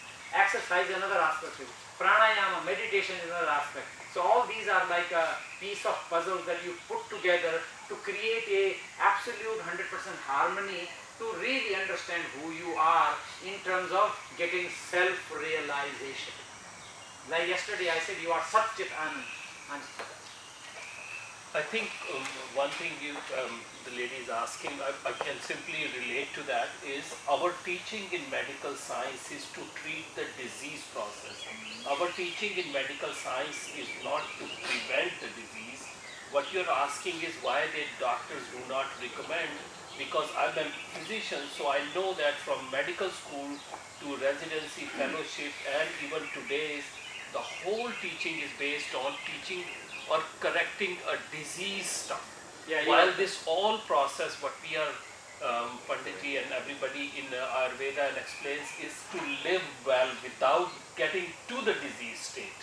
That's where we are. Yeah, exactly. Like, I will just go one, let's say you have a headache. So if you go to a medical doctor, they'll say, okay, take a Tylenol. So you are treating headache. But if you go to Ayurveda, they are not worried about your headache. They are worried about why did you have a headache. So they will go back to the source where headache is coming from. They want to treat that root. That's the difference. Here you take Tylenol, headache is gone, but the cause for headache is still there. You will gain again headache, so and so forth. It's an approach. all the mudras, are they incorporated in Indian dances like Bharatanatyam and all that? Absolutely, they are there. For children to Yeah, go. all these mudras are the body language in which you you channel the certain energy in the dance, and then you convey the message or the energy through the mudras and so forth. One quick comment. Yes, sir. The modern medicine doesn't mean it's better medicine. Modern, sometimes you think about it. Going back about 150 years ago, we didn't even know we had to wash hands before surgery. Right, right. It's a very new concept of all this modern allopathic medicine. And we're talking about 3,000 years old concept of medicine. But I think even the westernized medicine is coming up to, because now they have functional medicine, not at this teachings, but why. They're asking the question why. That's why I said yesterday is to understand the word swastha means being healthy, and swastha means dwelling in your own self. So that is a meditative state, that you are aware of your being at all levels, and then at the same time you are able to take care of yourself at all levels, not only at the physical level but also at the psychological levels and at the spiritual level. So all three, in Ayurveda it explained like bodies. No modern science will say there is a subtle body, then there is a causal body. So this is a physical body made of 5 elements, whereas within the physical body there is a subtle body made of 17 elements. So and so forth it goes. Where are those elements? That's taught in Ayurveda, in yoga and so on. So this is purely a different approach altogether. Treating the source, and actually is what we are trying to do. The entire, all these practices is. That's great. Just fine. Any questions before we are waiting for? I wanted to review a little. So 9 digits is one round of the prana. Now, before lunch, I would like to lead you through a spinal breath. That's why I introduce you. And simply visualize yourself that there is a spine. We have a spine. So you are taking your awareness to the spine, so you feel the spinal column. That's number 1 step. Then once you have felt the spinal column, then you visualizing your breath goes into the spine.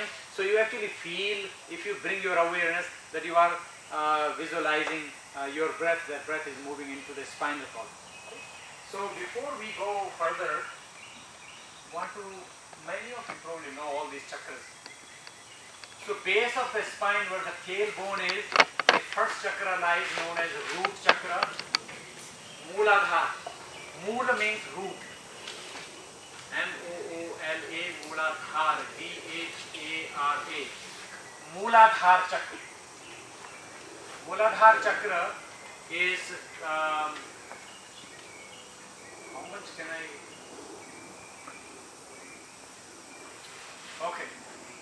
So I have to really think what I can present. So Mooladhara chakra at the where the tailbone is, that's your mool. So you will visualize a downward facing triangle there. That will be your concentration object. So when I will ask you, come to Mooladhara chakra, you will focus, you will dwell in this visualization of the downward triangle. And within that triangle, you will also visualize a dot, bindu. That is your Mooladhara chakra. This is not all Mooladhara chakra, but the beginning is just like entering into a kindergarten or grade 1 kind of thing. So that is Mooladhara, from the base of the spine. Then you move 4, 8, 10 digits above from tailbone, and that is your Swadhisthana chakra, second chakra. So this is first chakra, second is Swadhisthana, SWA, Swadhi, DHI, Swadhish, then SHTANA, Swadhisthana chakra. In Swadhisthana chakra, you simply visualize a circle. And within that circle, you also do the bindu, a dot. All these chakras will be, for now, to learning just the dot. Swadhisthana chakra. known as second chakra. Then the third one is at the navel center. Your navel becomes known as Manipur chakra, a chakra filled with jewels. Mani means jewels. This becomes a hub. This becomes a the major main chakra because it is filled with jewels. There are many jewels, many aspects of your being stored in. According to Ayurveda, that's where your digestive fire is. And if you have a bad digestion, means your navel center is off somehow. So, known as the third chakra, Manipur, M-A-N-I, Manipur, P-U-R-A, Manipur chakra. In Manipur chakra, you visualize upward facing triangle. Upward facing triangle and then Bindu, the dot, red dot actually. Red dot. Red represents the fire. This is a fire hub. All the fire is here. One can actually feel heat by concentrating here. And by concentration you develop you ignite the digestive fire. You ignite the energy field. And this is the main chakra because when we are born and when we are in mother's womb for 9 months, we are connected with the navel cord. So we get all the food and everything, all the nourishment through this chakra. That's why this becomes a living chakra. It's a living, and that's where the navel is. Navel is the only chakra that has an opening. In Ayurveda, you might have heard if you pour oil into your navel, there are so many benefits. So where does the oil goes in? Through the navel goes into your system, so and so forth. So that's not the subject matter here. But third chakra is a navel center, upward facing triangle with a red dot known as Manipura chakra filled with jewels. So 1, 2, 3. The fourth one is your heart center known as Anahat chakra, unstruck sound. Anahat, A-N-A-H-A-T-A, Anahat chakra. Again, upward facing triangle. And then dot again. There is a fire, there is a flame actually. Flame and a dot. There are many details if one actually goes serious in learning the chakras. I do a class in the morning. I've been doing it for 2, 3 years, 4 years now. And that's where I teach all the components of this. This whole system is known as chakra sadhana or aligning your chakra, purifying your chakras, so and so forth. So that is heart chakra, Anahat. Heart chakra is Anahat. First chakra, root chakra, second one, Swadhisthana. Third is Muladhara. Third is Manipura, navel, and heart center is Anahat, heart center. Then comes throat center, center for speech. Throat center known as Vishuddhi chakra, filtered, Vishuddhi.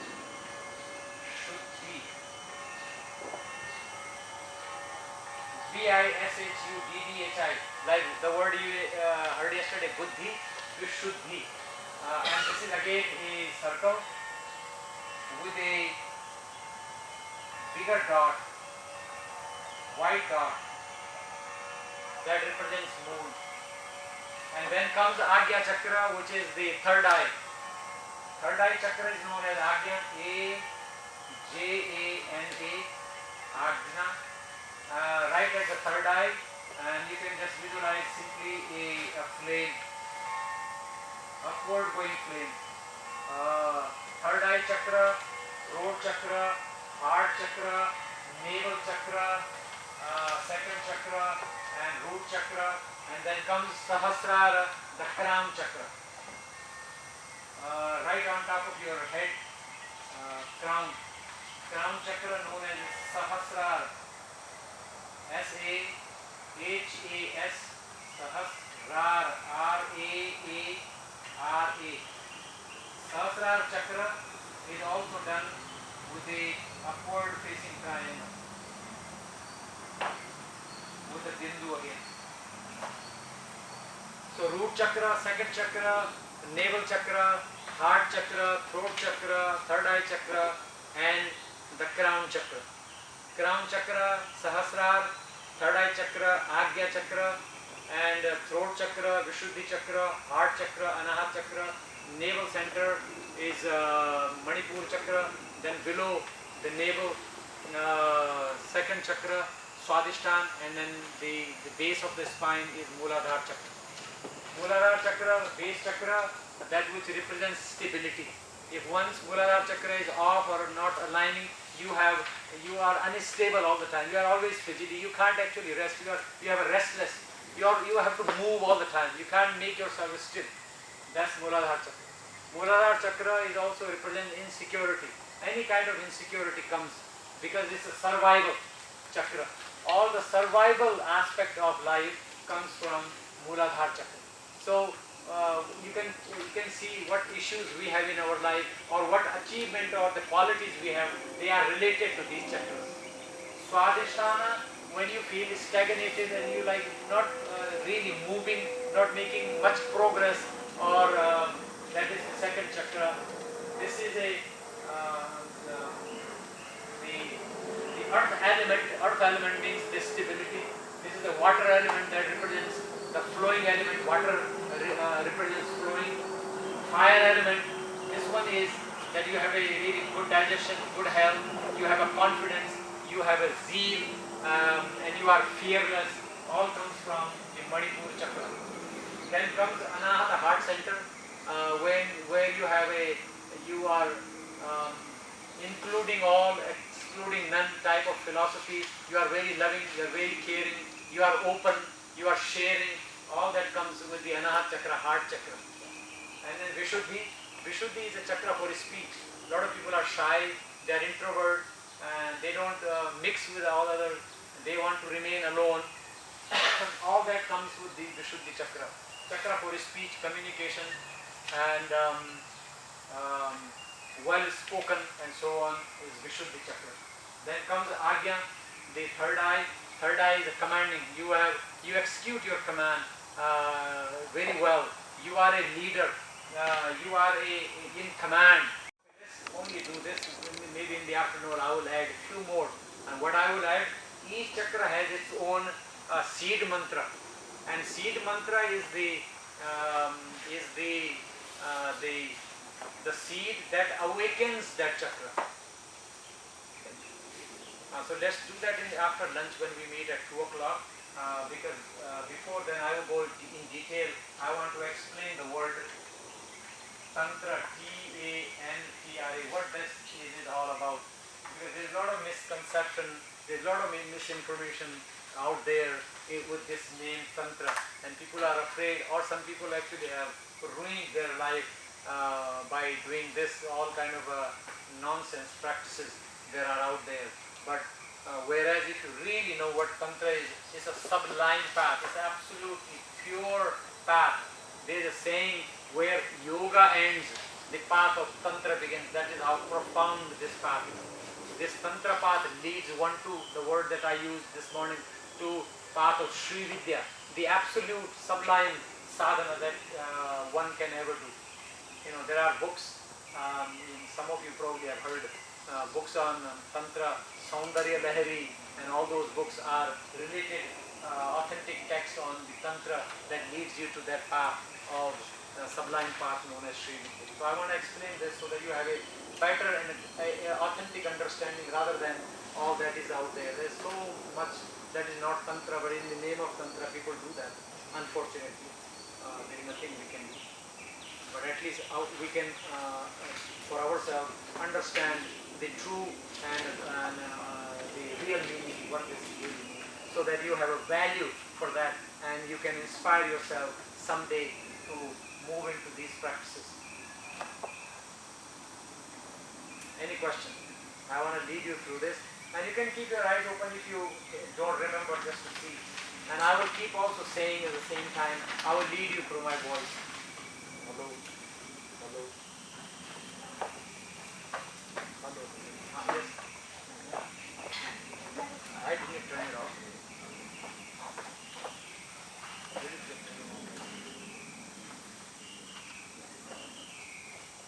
Yeah, my power. Turn it off. Yes, please. So you said Muladhara chakra was the earth element. Swadhisthana chakra was the water element, and Manipura chakra was the fire element. Is there any other elements associated with That that? heart chakra is the air element, Vayu. There are 5 elements in which the body is made of. So there are 5 elements of the chakra. They end at the throat center.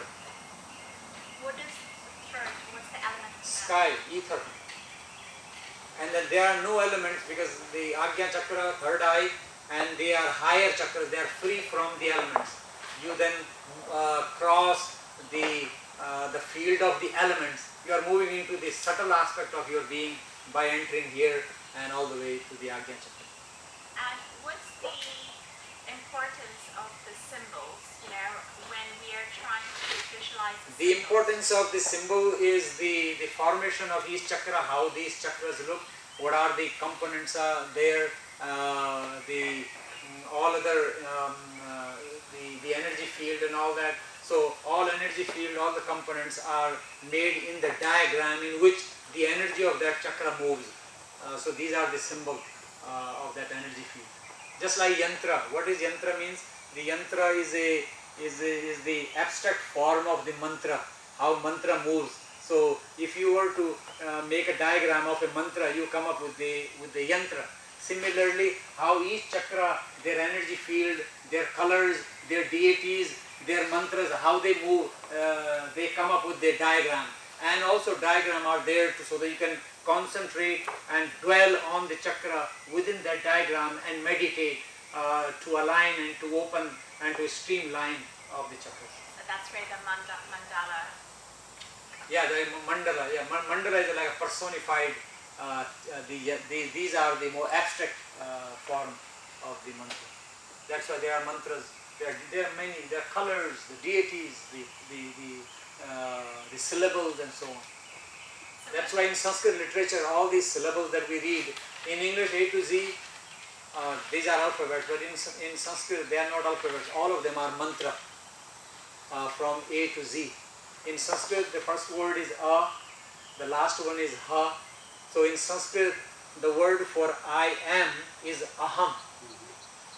So what is Aham? Aham means I am from A to Ha. I am A to Z. That's aligned it, also purifying, because it's contaminated with all kind of energy, negative energy, and then you have aligned it, and now you are getting the benefits of the chakra. That is what means. That is what it means that your third eye is awakened. So that you align all the other chakras also. Yeah, you have to align all of them. All the other chakras. Yeah, absolutely. Yeah, all of them have to be aligned. You cannot do just one. Just like at a physical level, you exercise for all the parts of the body. Not only one hand. You have to do it for left hand. You have to do it for back. You have to do all of that. This is just an information question. All these things which you've been mentioning, they've been documented. When was the first documentation of these things? First documents are the Vedas. It's all written in the Vedas. How many years ago was that? There is always a controversy in terms of how many years. But if you are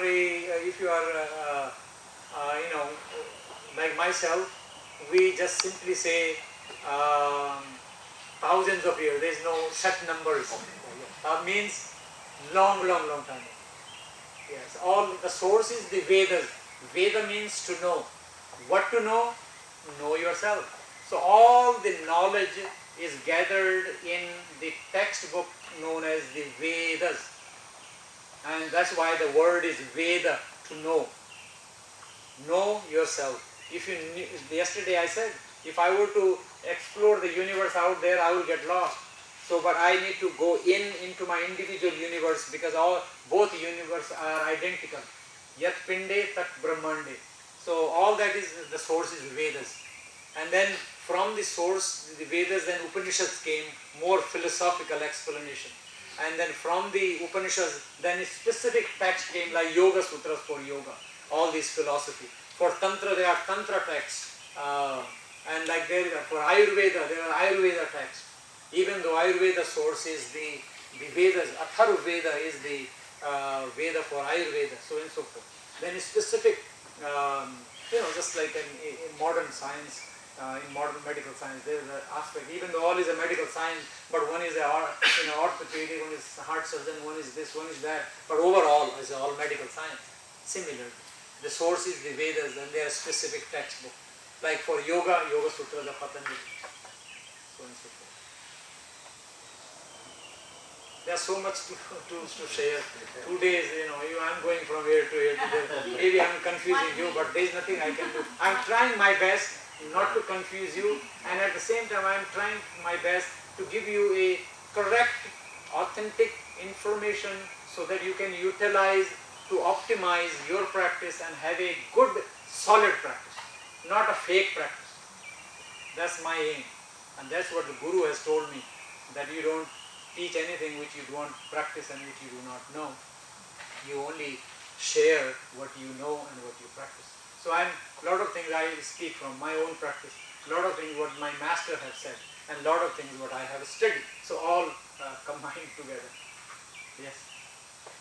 How do you look for misalignment? Like, how do you know what you have to work on based on, other than The aspect in life that you can see, like, oh, I'm so scattered, and oh, I'm so fearful, oh, I'm so emotional, oh, I just cry all the time, oh, I'm afraid. All of that are related to the chakras.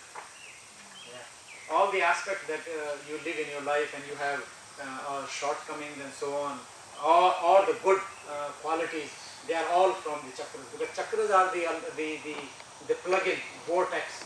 So the energy, the nature, the circumstances and all of that in which you operate are related to the chakra from the Tantra point of view. So let me lead you through a spinal breath and visualization of the chakra. If you cannot do it, don't worry, we'll do it again, and I will do 2-3 times. I'm here today. We can go a little further than 4:30, 5, which is perfectly fine by me. And I want you to at least have a good understanding. So if this is first session, if you miss or if you don't know, don't get confused. Don't stress yourself over it, and don't be tense. Just relax. I will lead you, guide you. Okay. Keep yourself relaxed from head to toes, toes to head. And now bring your awareness to your breathing. Just for a few minutes, breathe through the nostrils, feel the breath into the nostrils, using the universal sound principle known as Soham. Exhale, Hum. Inhale, So.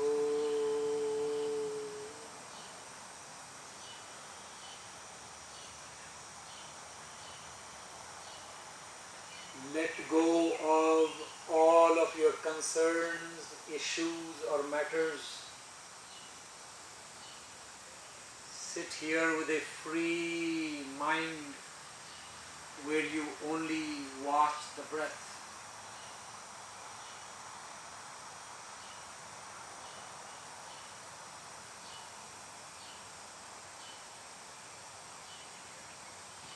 And then now take your breath to the spinal column. Feel the spine, visualize your spinal column, and visualize now you are breathing through the spine. From the base of the spine all the way coming up to the crown of your head, and then exhale from the crown of your head all the way to the base of the spine with So.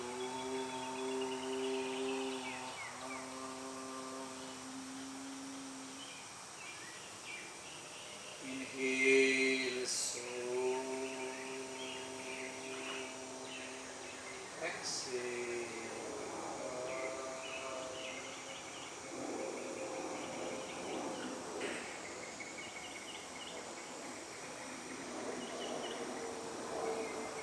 No pause, no jerk in your breath.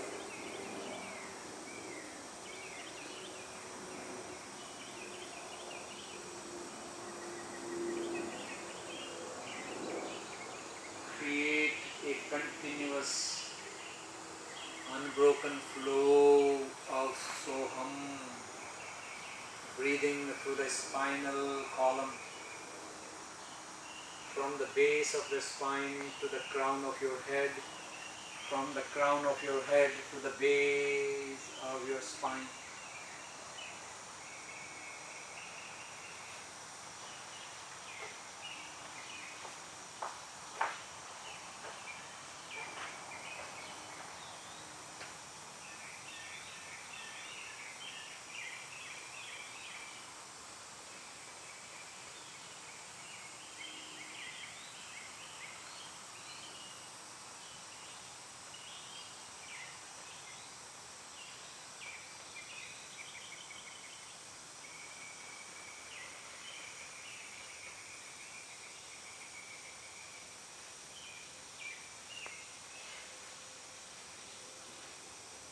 And then now slowly bring your awareness, let go of your breath for a moment.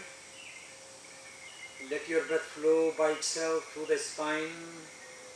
You now bring your awareness, your concentration at the base of the spine. Visualize a circle, visualize a downward facing triangle with Bindu, the dot in the center. And feel the presence of your Mooladhara chakra, the root chakra.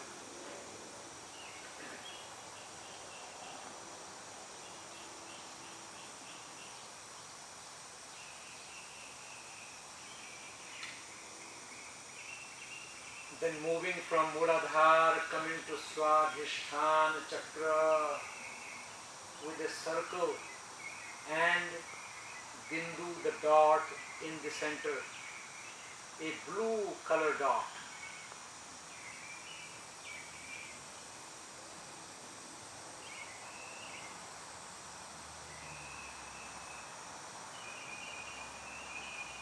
And then slowly coming up to your navel center, third chakra, Manipur, visualizing upward facing triangle and the dot in the center, red dot.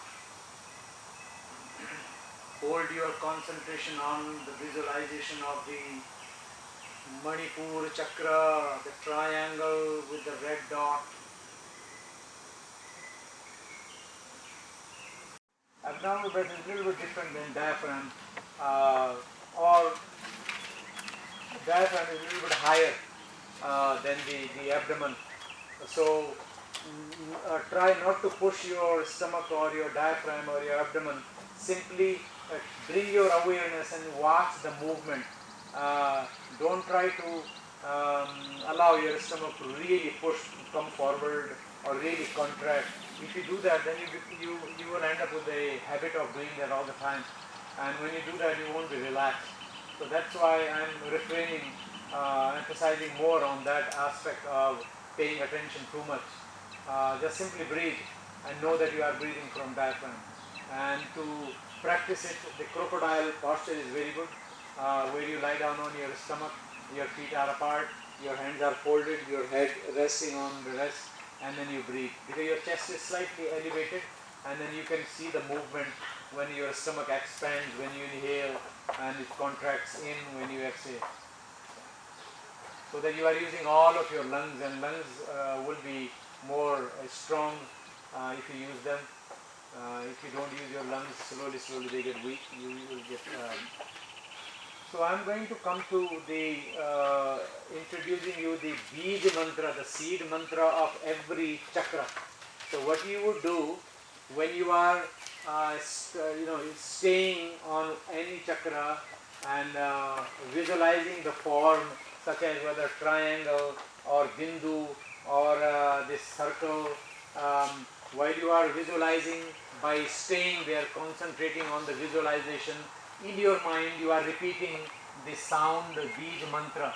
So that Bij mantra will enhance your concentration, and that concentration will awaken the energy field of the chakra and will align, and also known as purify, because chakras are in imbalance out of not having a good discipline, diet and so on and so forth.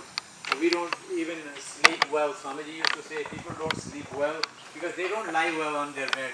You know, it's all crooked and all that. Should lie down properly on your back to sleep begin with, and then your body will tell you whether you turn right or whether you turn left accordingly. Always should sleep in Shavasana. Those are Swamiji's instruction for us to get a good posture while you are sleeping at the same time. So mudras, you know, Jnana Mudra, Prana Mudra, Apana Mudra and Sanjeevani Mudra, that's all mudras. Is enough mudra to practice for next 3 to 6 months. So the mantras for the chakras now. So Mooladhara mantra is LUM, L-U-M or L-A-M, whichever way you find the sound. So Mooladhara mantra, Bij mantra is L-A-M. Pronunciation is LUM. Mantra even says Lam Pratidhyatmani, means the Lam is the Bij mantra for the earth element. Prithvi is the earth. So when you stay on Mooladhara chakra, you are focusing, you are visualizing this triangle and repeating Lam, Lam. So you will feel that vibration, Lam, Lam, and even the vibration you will feel at Mooladhara chakra. So Lam, L-A-M or L-U-M, either. Swadhisthana, Vam, V-A-M, Vam. So Lam, Vam, and Manipur is Hum, H-A-M or H-U-M. Hum is Manipura. Hum is a sound for the fire element. Vam is a sound vibration for water element. You know, those who are advanced practitioners, sadhakas, students of the chakras, and then they do the ritualistic part of the chakras. They repeat these mantras with each element that they offer. Just like the rituals we do, we offer flowers and rice and this and that. All of them are offered with these mantras, every aspect, internally and mentally. So Lam, Vam, Hum, Mooladhara, Swadhisthana and Manipur. Then comes Anahat, Yam, Y-A-M. This is the Bij mantra for Vayu, air element. Then Vishuddhi, again Hum.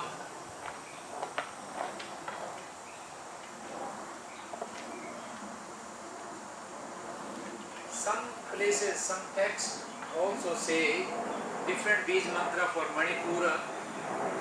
So not to get confused, so we can change, otherwise you will have a saying both sounds. So some of the texts also say rather than Hum, they say Manipura is Ram, R-A-M. Ram Bij mantra is for the fire. Ram Banyatmane, Banni means the fire. So Ram will difference between Vishuddhi and Manipur. So Hum is for Vishuddhi chakra, sound vibration for the speech. Agya chakra, Soham, which we were doing. S-O-H-U-M, Soham. And then you reverse Soham and it becomes Sahasrar Bij mantra, Hamsa, H-U-M and S-A, Hamsa. Soham, Hamsa. So Hamsa is a word for in Sanskrit for swan. That's why this is known as the land of swan, land of Hamsas. Hamsa is a symbolic definition for a complete realization. There is a saying that the celestial swan or Hamsa have the capacity to separate from milk and water. If you mix milk and water and give it to them, they will only drink milk and leave the water. How is that possible? It's a symbolic way of saying if you have a complete knowledge, wisdom, spiritual wisdom, you know exactly which one is correct knowledge, which is incorrect knowledge, which is right, which is wrong.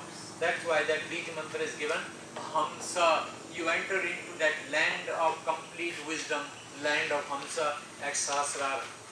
And Soham in Agya Chakra you are identifying here. Soham means I am that.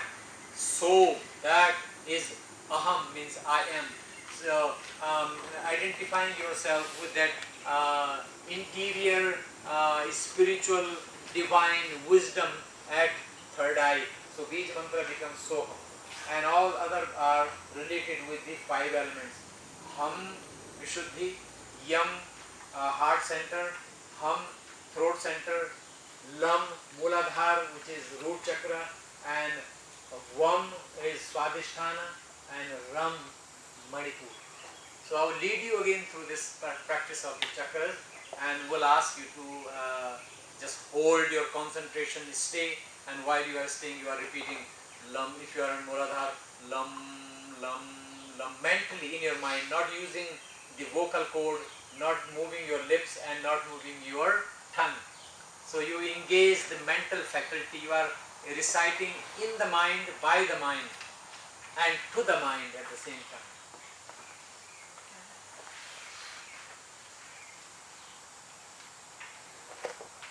I think this would be a good enough information about the Sanskrit root called Tanu, T-A-N-U, Tanu.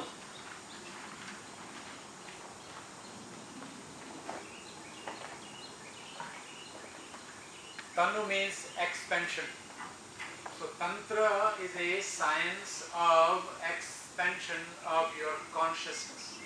Tanu Vistarane, that is the dhatu or the root for Tantra, that which expands your horizon of your consciousness within. In all aspects, in all levels, that particular science is known as Tantra. Tantra is a system in which this principle of expansion works. Tantra simply also means in which the entire universe, and we are talking about the individual universe, and when we talk about individual universe, we are also talking about the cosmos, cosmic universe. So Tantra means a system in which your individual universe functions. So all the entire functions of this universe is explained in the science of Tantra. That's why Tantra is a sublime path, and that's why the saying is, where yoga ends, all the yoga practices that we spoke till now are preparation for you to enter into the Tantra science. It prepares you completely, and it starts with the chakra practice, and then you enter into, and then you begin to know all the functions of your interior. There are many facets, many aspects, many units, and the coordination of those units and the relationship of their units, and then bringing all together is explained into Tantra, a system.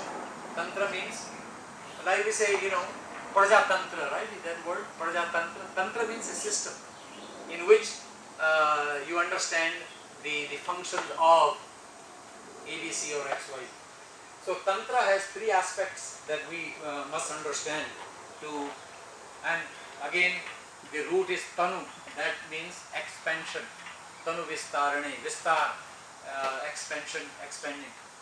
So Tantra has three aspects. Number one, Tantra, to know the system. After knowing system, you have Yantra, Y-A-N-T-R-A. Yantra, and then Mantra. So Tantra gives you an overall understanding what this individual universe is all about, and that individual universe, how it's the formation and all the units, all comes under understanding the yantra, like Sharirik yantra, yantra. So at the physiological level, you all know the organs and all this. Then at psychological level, the mental field, and then breathing, all the prana, all the aspect of the prana. Since we only spoke of 2 pranas, but actually there are 10 pranas in terms of their function, their name, they change. So which prana does what at the pranic level, and then with the mental, which we spoke about, the mental faculties, then at the mental level, and then beyond mind, which where the body made of bliss is, all to understand all and to know their relationship with each other, comes under Tantra. Like this is my Sharira, is my Tantra, and when you understand, you know this body inside out. And then the techniques and the practice that are described in the Tantra are known as mantras. There are mantras. Some of them are based on recitation, some of them are based on visualization, some of them are based on making a diagram, mentally visualizing. So all that comes under the science of mantra. So these three things you coordinate in understanding the science of Tantra. A tantric means one who practices Tantra knows himself, herself completely inside out, and then thereby, by knowing, you not only understand but you can command. Swami Rama, if you, there are a couple of books who are at the tent. I would recommend actually if you can order. One is Meditation is Practice, and the second one was practical, the Royal Path, practical lessons on yoga. And third one is Swami Rama's experiences, known as living with the Himalayan masters. He lived with many masters. His masters had sent him to all advanced yogis to learn something from them. So some of the experiences he writes in that book. So it's a good inspirational book, and also good inspiration in a way that you can see the horizon, how far these practices can go. Some of the practices is mind-boggling. Like you will say that's not possible. Such as a tantra or a tantric in a true sense. Tantric, not in a negative, which is people think of. Tantric or the knower of Tantra knows the system in which not only the organs but also at the breathing level, psychological level, and a mental level and a spiritual level, how they function, and he or she has complete control. For instance, you will not believe in, like Swami Rama would say, he could ask his particular organ to stop working for a while at his will. And he will ask certain organs to function in this way or that way. It's mind-boggling. How could you actually do? How could I ask my diaphragm to work differently, or my lungs? Okay, stop for a moment. How is that possible? It's only possible when somebody has the mastery over this entire science known as Tantra. That is how great this science is, and that's why it's known as. Swami Rama actually did experiments on in 1971. They are all published in Encyclopedia Science Britannia, where they did an experiment on him, what he was talking. Like I'm talking, and I'm not there, so I can't actually demonstrate. So Swami Rama is there, so he demonstrated, such as he could change the temperature of two hands with the different degrees. Like he could make one hand 0 degree, 300 degree, and he switch. Just like I was switching nostril, he could do that. He could hold, stop the heartbeat for 17, 18, 20 seconds, and he could ask one leg to be absolutely dead. He could do the cells, taken from the blood, the red cells are dead, and then he will say, okay, now take the blood again from same spot. All cells are now alive. Mind-boggling. It's like, how could you do that? Why are you saying this? This is impossible. But he demonstrated, and it's all recorded there. By knowing the science and practicing, you get control over. Control over. Control means the command. And when you can command, and the doctors used to say, Swamiji, how could you do this? He said, it's my body. I can do. My body is my friend.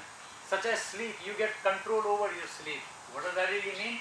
That means if you tell yourself, I want to sleep only for 25 minutes, you will only sleep for 25 minutes, and you will be absolutely rejuvenated, you will complete your sleep. That's where yogis actually develop yoga nidra. Swami Rama demonstrated, he went into a deep sleep where he was producing delta waves, and he said, I will go in this yoga nidra for 25 minutes. Exactly at 25 minutes he woke up and he narrated back whatever they were talking while you are in deep sleep. And while he was in deep sleep, he was in a delta wave. How is that possible? That all is described in Tantra. That's how deep it is.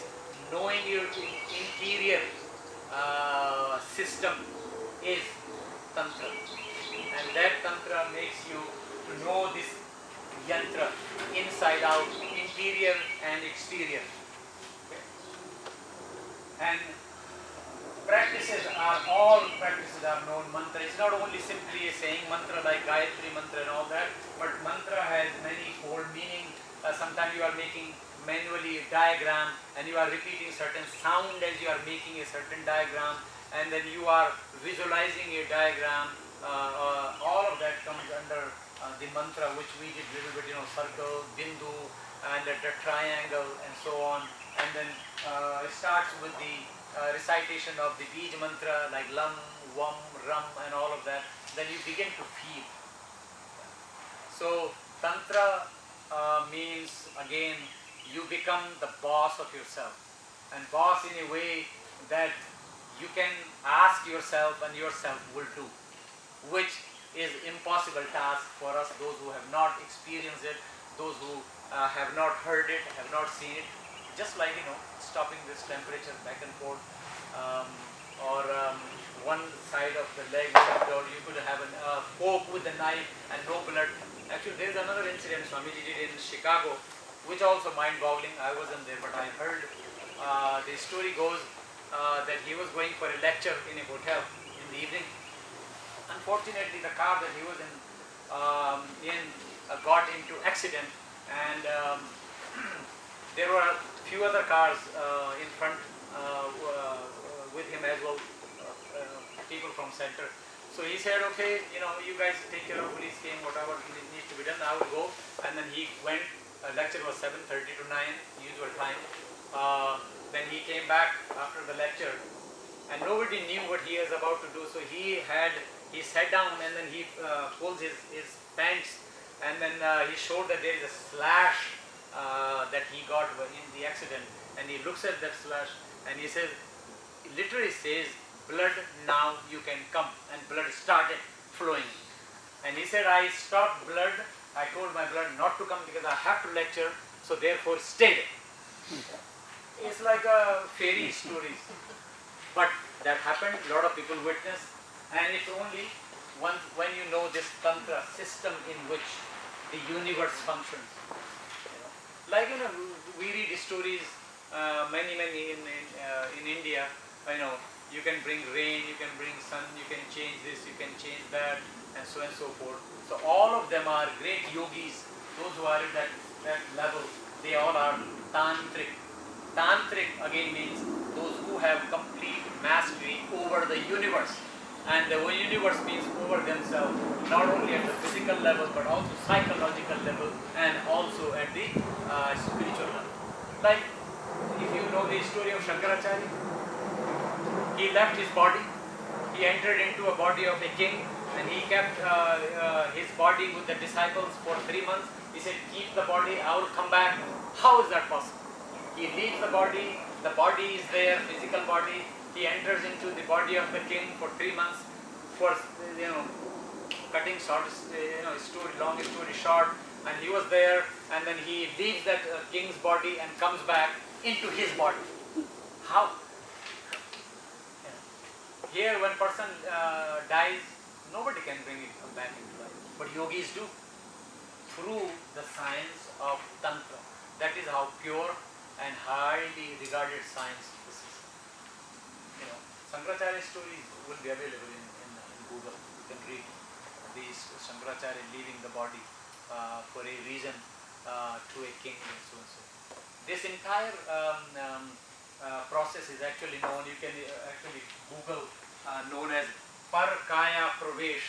Para means somebody else's, Kaya means body, Pravesha means entering somebody else's body. for as long as you want, and yet you keep your body.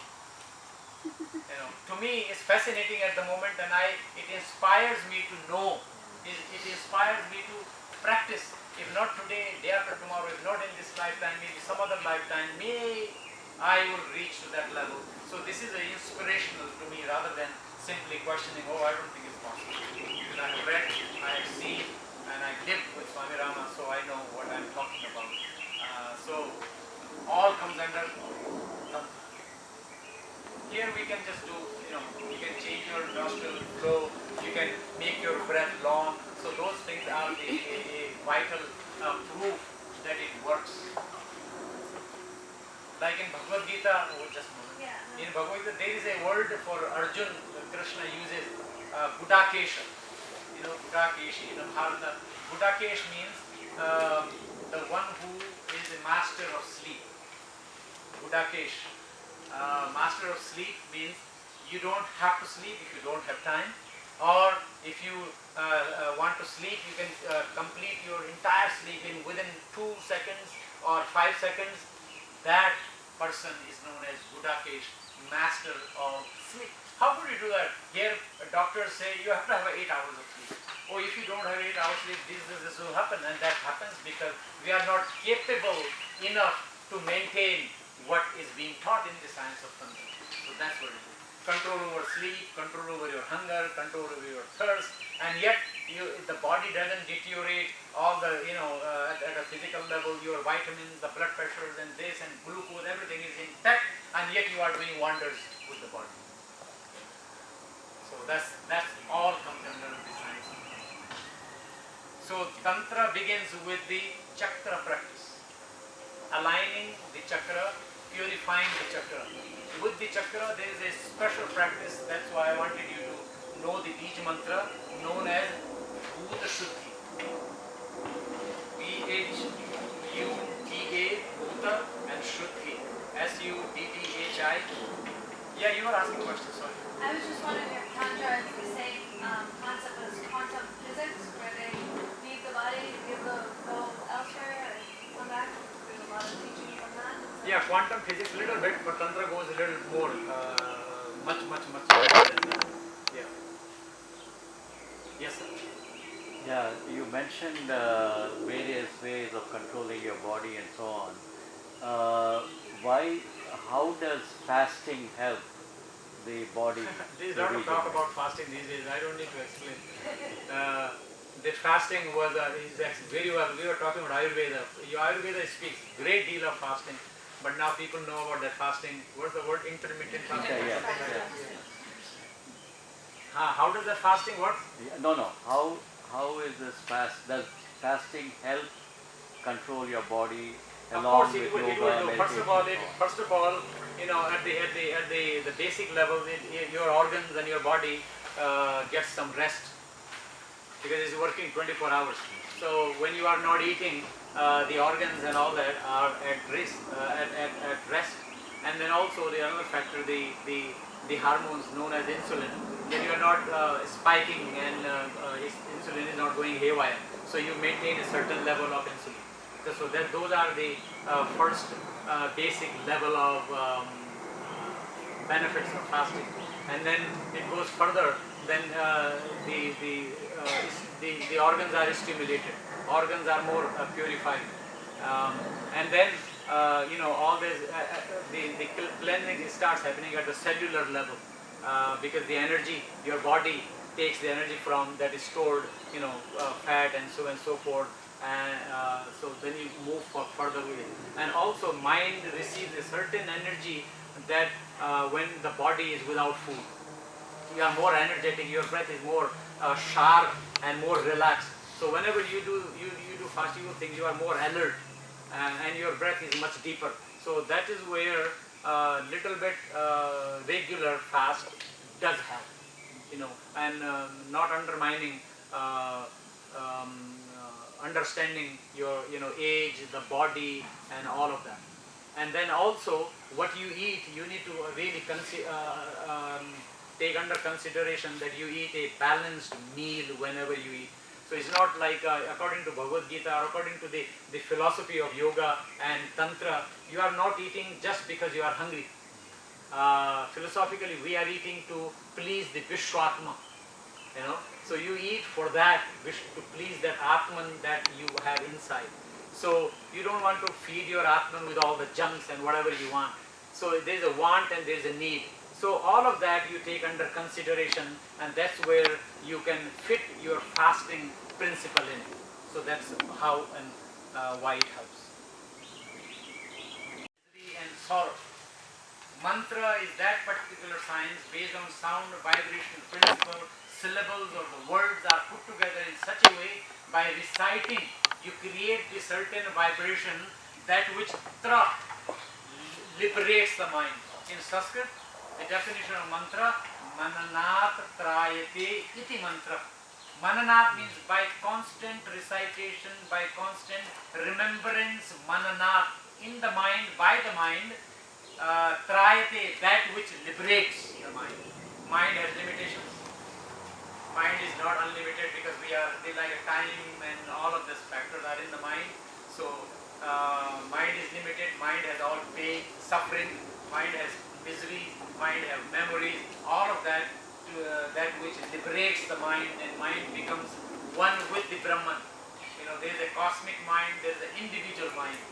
There is a universal mind, cosmic mind, there is an individual mind. Yoga Sutra says the nature of universal mind is samadhi. Means you are born to go into samadhi. How? If you connect your individual mind to the cosmic mind, universal mind field. And when you connect your mind field through the practice of the mantra, mananat trayate, then your mind will be liberated from its own limitations and pain, misery and sorrow. Then your mind will connect with the universal mind, and universal mind's nature is samadhi. You remain in a state of samadhi all times, which is very difficult to believe at the moment, but that's what the definitions of yoga, definition of mantra are described in the science of Tantra. You remain in a certain state at all times, and then you function very well in the world. But yet one part of the mind, Swami Rama used to talk about it. He says mind has many layers.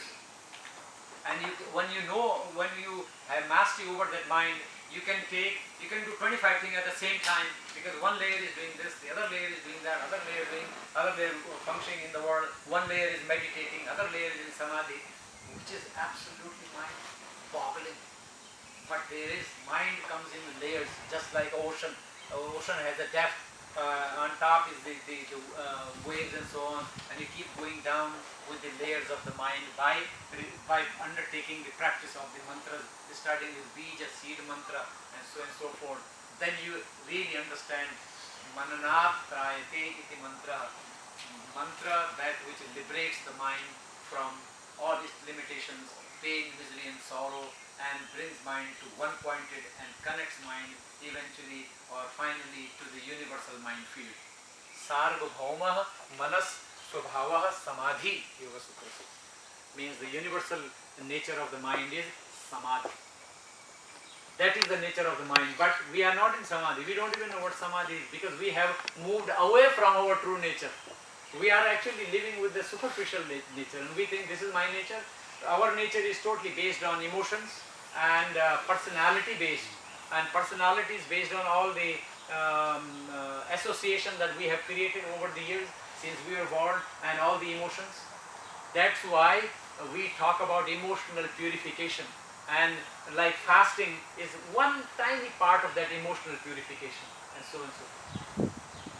And tapas is the great aspect of that emotional purification. Swadhyaya is another aspect of emotional purification. Then finally, Ishvara Pranidhan is another aspect of the emotional purification. And when you have the emotional, yesterday I explained that you move over your personality. You are no longer personality, because your mind is now connected to the universal field of the mind. Mind is a field, like an ocean, huge field. Okay. Any question? Let's then do the practice. I have another question related to bringing peace to your mind and so on, about silence. and we have so many meetings and seminars and retreats on Vipassana. Can you relate that to overcoming your emotions, anger, jealousy and so on?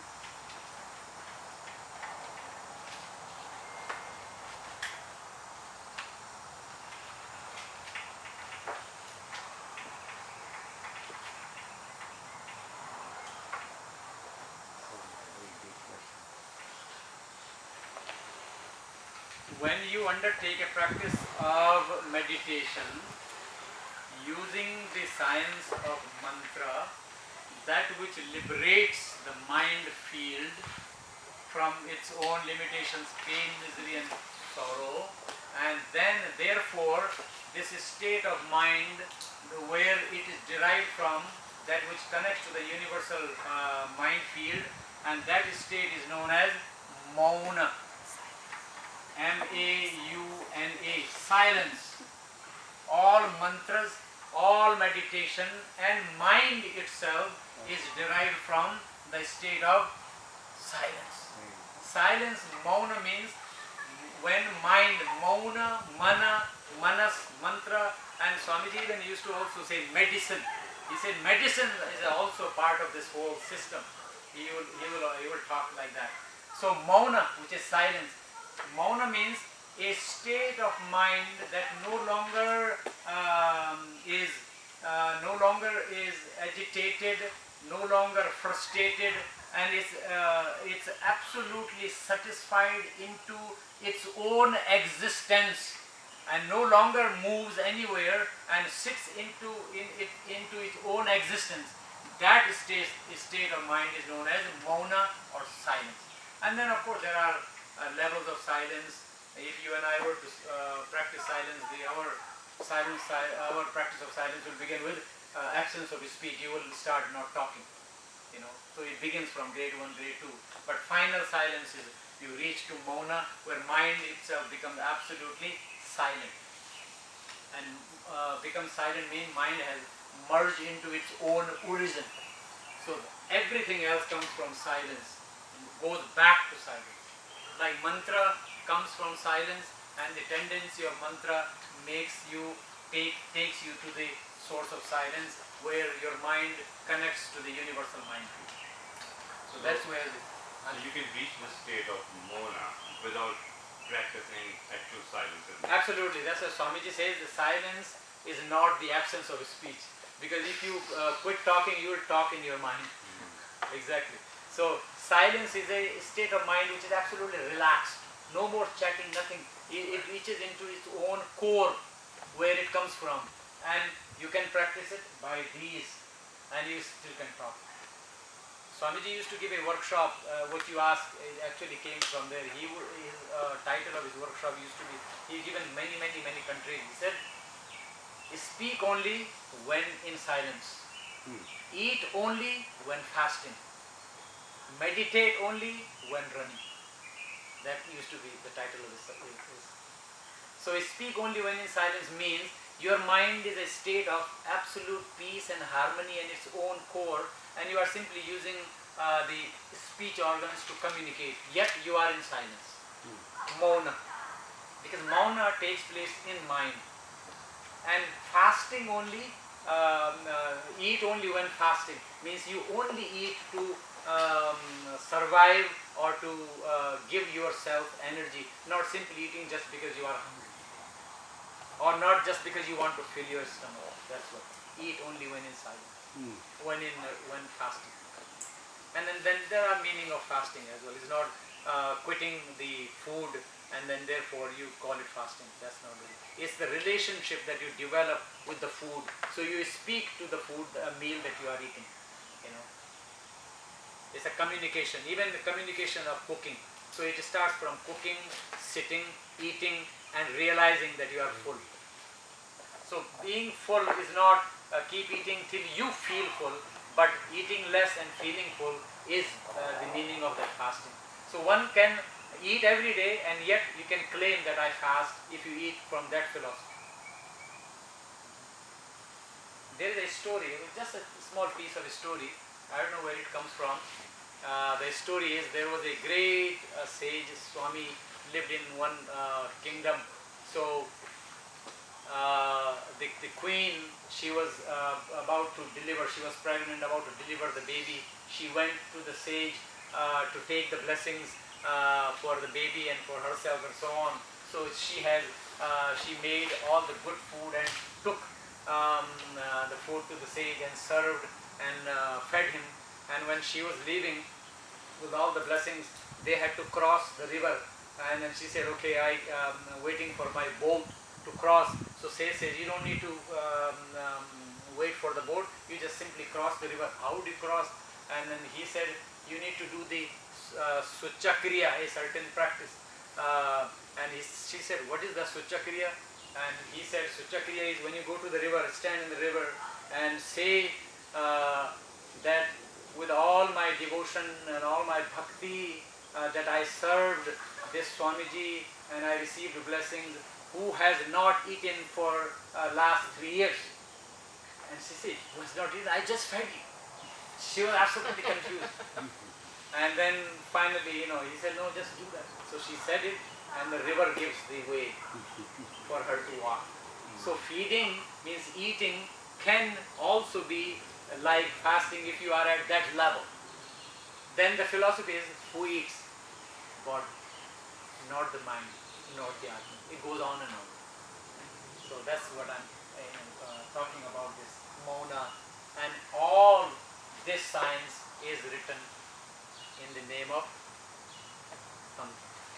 That's how Tantra is a sublime path, which I said yesterday and today leads you to the path of Sri Vidya. What is Sri Vidya? Sri Yantra? Sri Yantra is a structure of the universal map.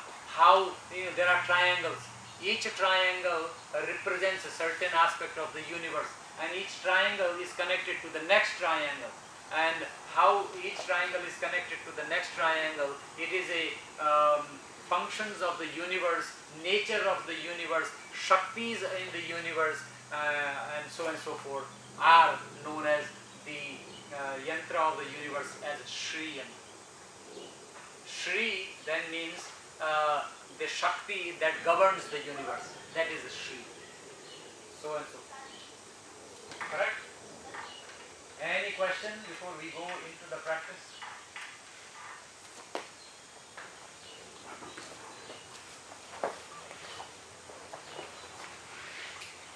Don't get and then you recite the mantra. If you don't remember, have a book and just open your eyes and then close your eyes, go back, lam, vam, ram, yam, hum, so hum, hamsa, go back and forth. And I'll take you back and forth.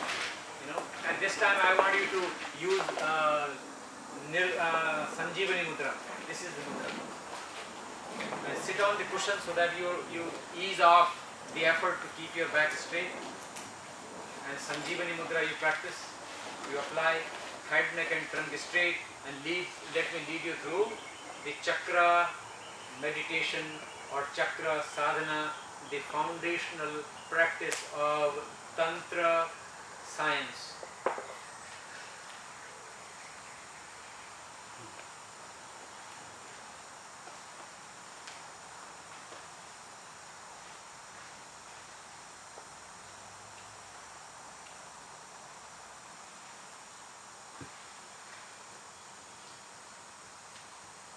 So first of all, you bring your awareness to the space where you are and feel the presence of your being here and now. Try to dwell in this very momentum in time.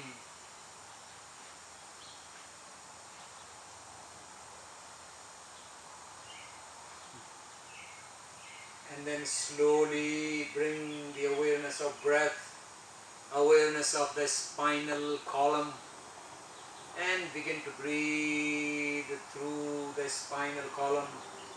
From the base of the spine, you inhale all the way up to the crown of your head, Sahasrara. Then without any pause, stoppage, you exhale from the crown of your head going down all the way to Mooladhara, base of the spine.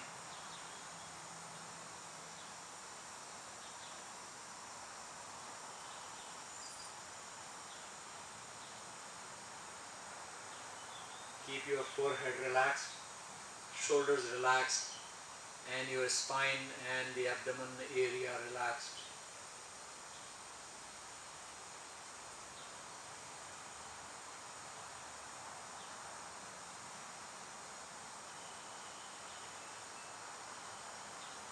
Now simply breathe with Soham and also recognize the chakras as you breathe through them, starting with Mooladhar, root chakra, Swadhisthana, the second chakra, Manipur, the navel chakra, Anahat, the heart center, heart chakra, Vishuddhi, the throat chakra, throat center, eyebrow center, third eye, and the crown of your head.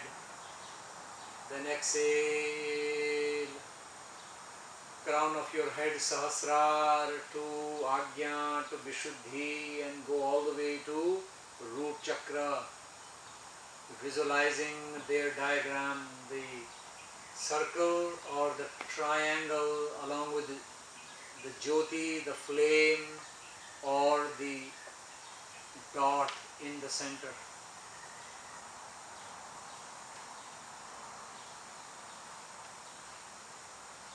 Maintain your Sanjeevani Mudra by both of your hands.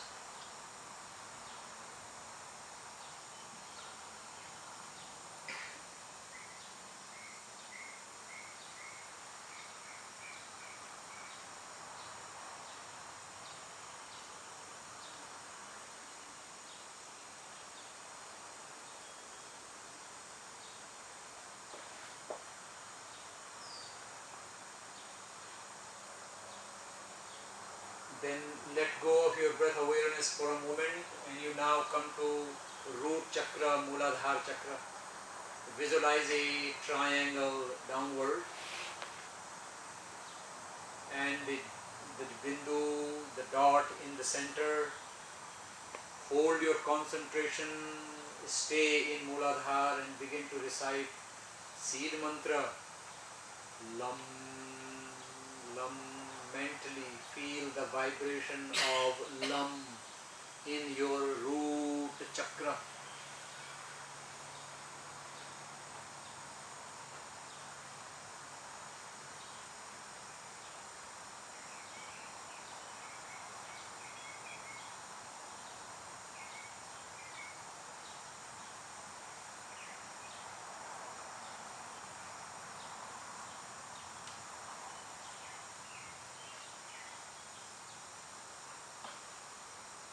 Then from Mooladhara root chakra come to the second chakra, Swadhisthana, the blue circle, the blue dot, and the mantra Vam, Vam, Vam, Vam, Vam, Vam.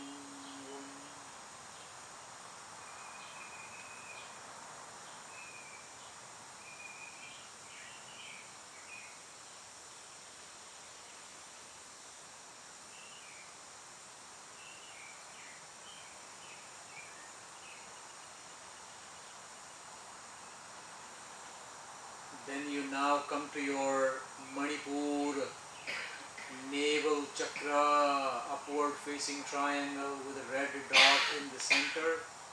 Bij mantra Ram, Ram, Ram, Ram, Ram, Ram.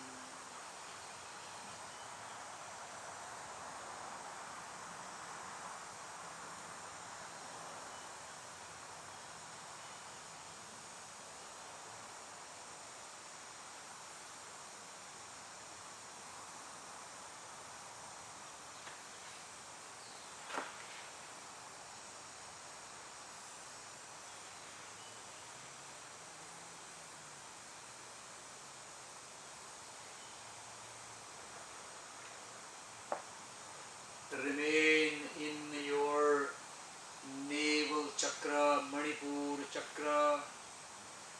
focus on the image, the diagram of the chakra, upward facing red triangle with the red dot, Bij mantra, Ram, Ram, Ram, Ram.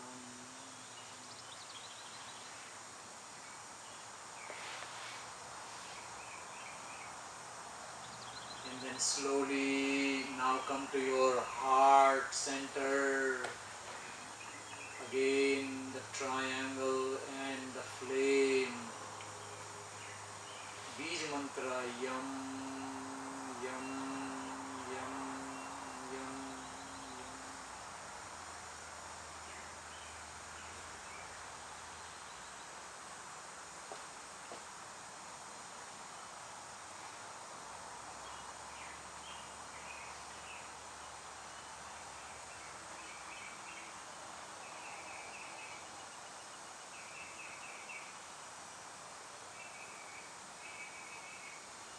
Then from heart center, moving into the throat center, the pit of your throat, Vishuddhi chakra with Bij mantra.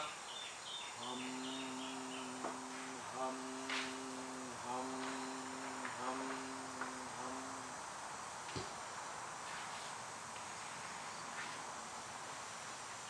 A blue circle with the white big circle in the center at Vishuddhi chakra.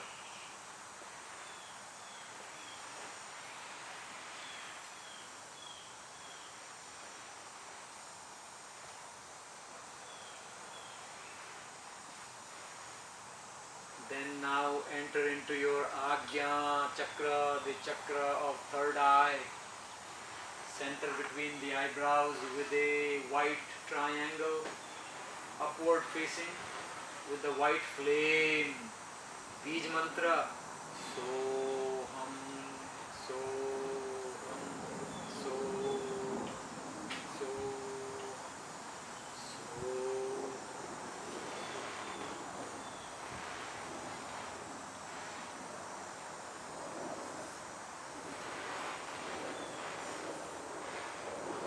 And then finally, now you come to the land of Hamsas, the crown of your head, visualizing a triangle, white triangle.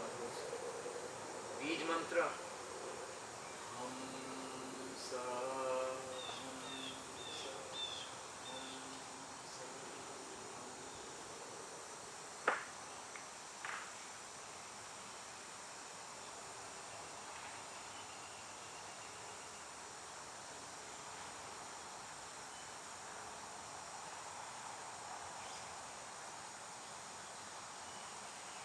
Then we'll move quickly from the crown of your head, come to your third eye. From the third eye, come to your throat chakra. From throat center, now your heart chakra, heart center.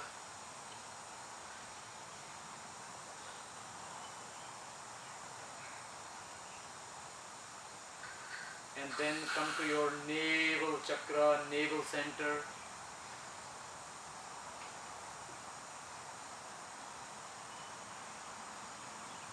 From navel to the second chakra.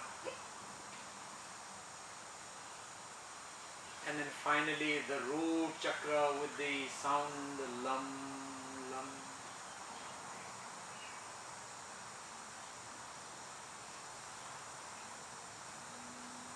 And now bring your breath awareness back into the spinal column. Begin to inhale from the root chakra, go all the way to the crown center, crown chakra, Sahasrar, with the sound so. Then exhale from the crown center all the way to the root center.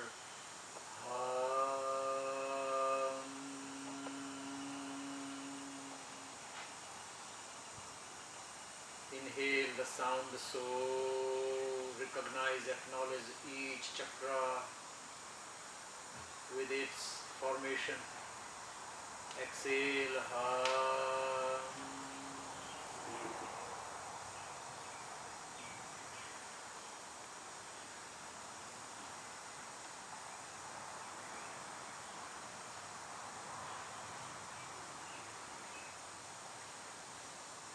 Then slowly you bring your breath to the nostrils and begin to breathe through your nostrils with the sound Soham. Soham, the sound of your breath. Inhale the sound So. Exhale Hum.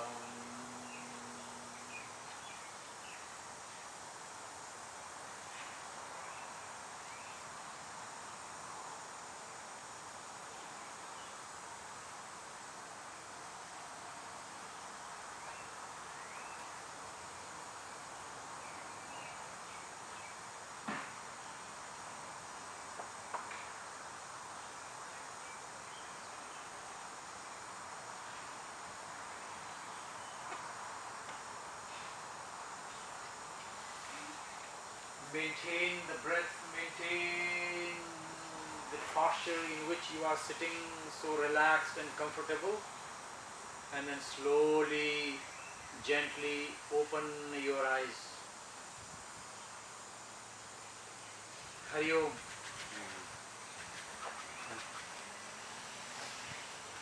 So that is the basic chakra meditation you can start with, and if you make a good foundation, then whenever the time comes, I can teach you further. Ram, Yam, Ham, Soham, Hamsa. It also relates to the word I use, Bhut Shuddhi. Bhuta means elements. Shuddhi, purification, like Nadi Shodhana, where you are purifying Nadi. By this, Lam, Bam, all these Bij mantra, you are purifying the elements that are related with the chakra. There are 36 elements in Tantra. Yoga talks about 25 elements, but Tantra talks about 36 elements because it's related with the chakra science. So by reciting this, you are also practicing Bhuta Shuddhi. Bhuta, elements, Shuddhi, purifying elements. When elements are purifying, then automatically consider chakras are purified.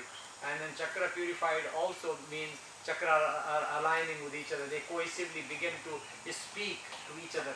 They align, and you begin to feel the effect, their nature, with the holding the concentration on the diagram, whether it's a triangle or so and so forth, and then it goes on and on. Any question? Any concern? Are you going to tell us how to use the mala with the I didn't. I explained yesterday. How to use mala with mantra? yeah. Yeah, very simple. No, okay. So Same with. in accordance with like moving Oh, with these, chakra, you don't use mala because you're not counting them as such. So you're not using mala with these mantras. Oh. You are simply saying, however many you want. However, there is a number, a certain number, but I don't want to confuse you with the number. At this moment, I just want you to get familiar with the process, what to do. So you can do maybe 5 times, 10 times, 15 times, 20 times. Don't count as many as time you can. So if you start enjoying, do it longer. If you don't enjoy, move into the next one and then do another. And just by your own feel, you stay as long as you want, so that you get complete familiar. Then the principles and all that, then we can add later. You know, how many times you need to recite, where you need to recite, and that goes on. So mala is for counting the breath? No, mala is the counting if somebody is doing a specific mantra, only mantra recitation. You know, such as you could do Gayatri mantra, these are common mantras, or also known as Maha Mrityunjay mantra, these are two common mantras, and when you do, you count, you say one mantra, then move one mantra. So you could say, okay, I will say 27 times, so this is 27 beats. If you want to do more, then do twice, so 54, and then 108. 108 in the morning, I said, is a number for the infinity. You have reached the infinity, infinite principle of the mantra, infinite principle of the awareness by reaching to the number 108.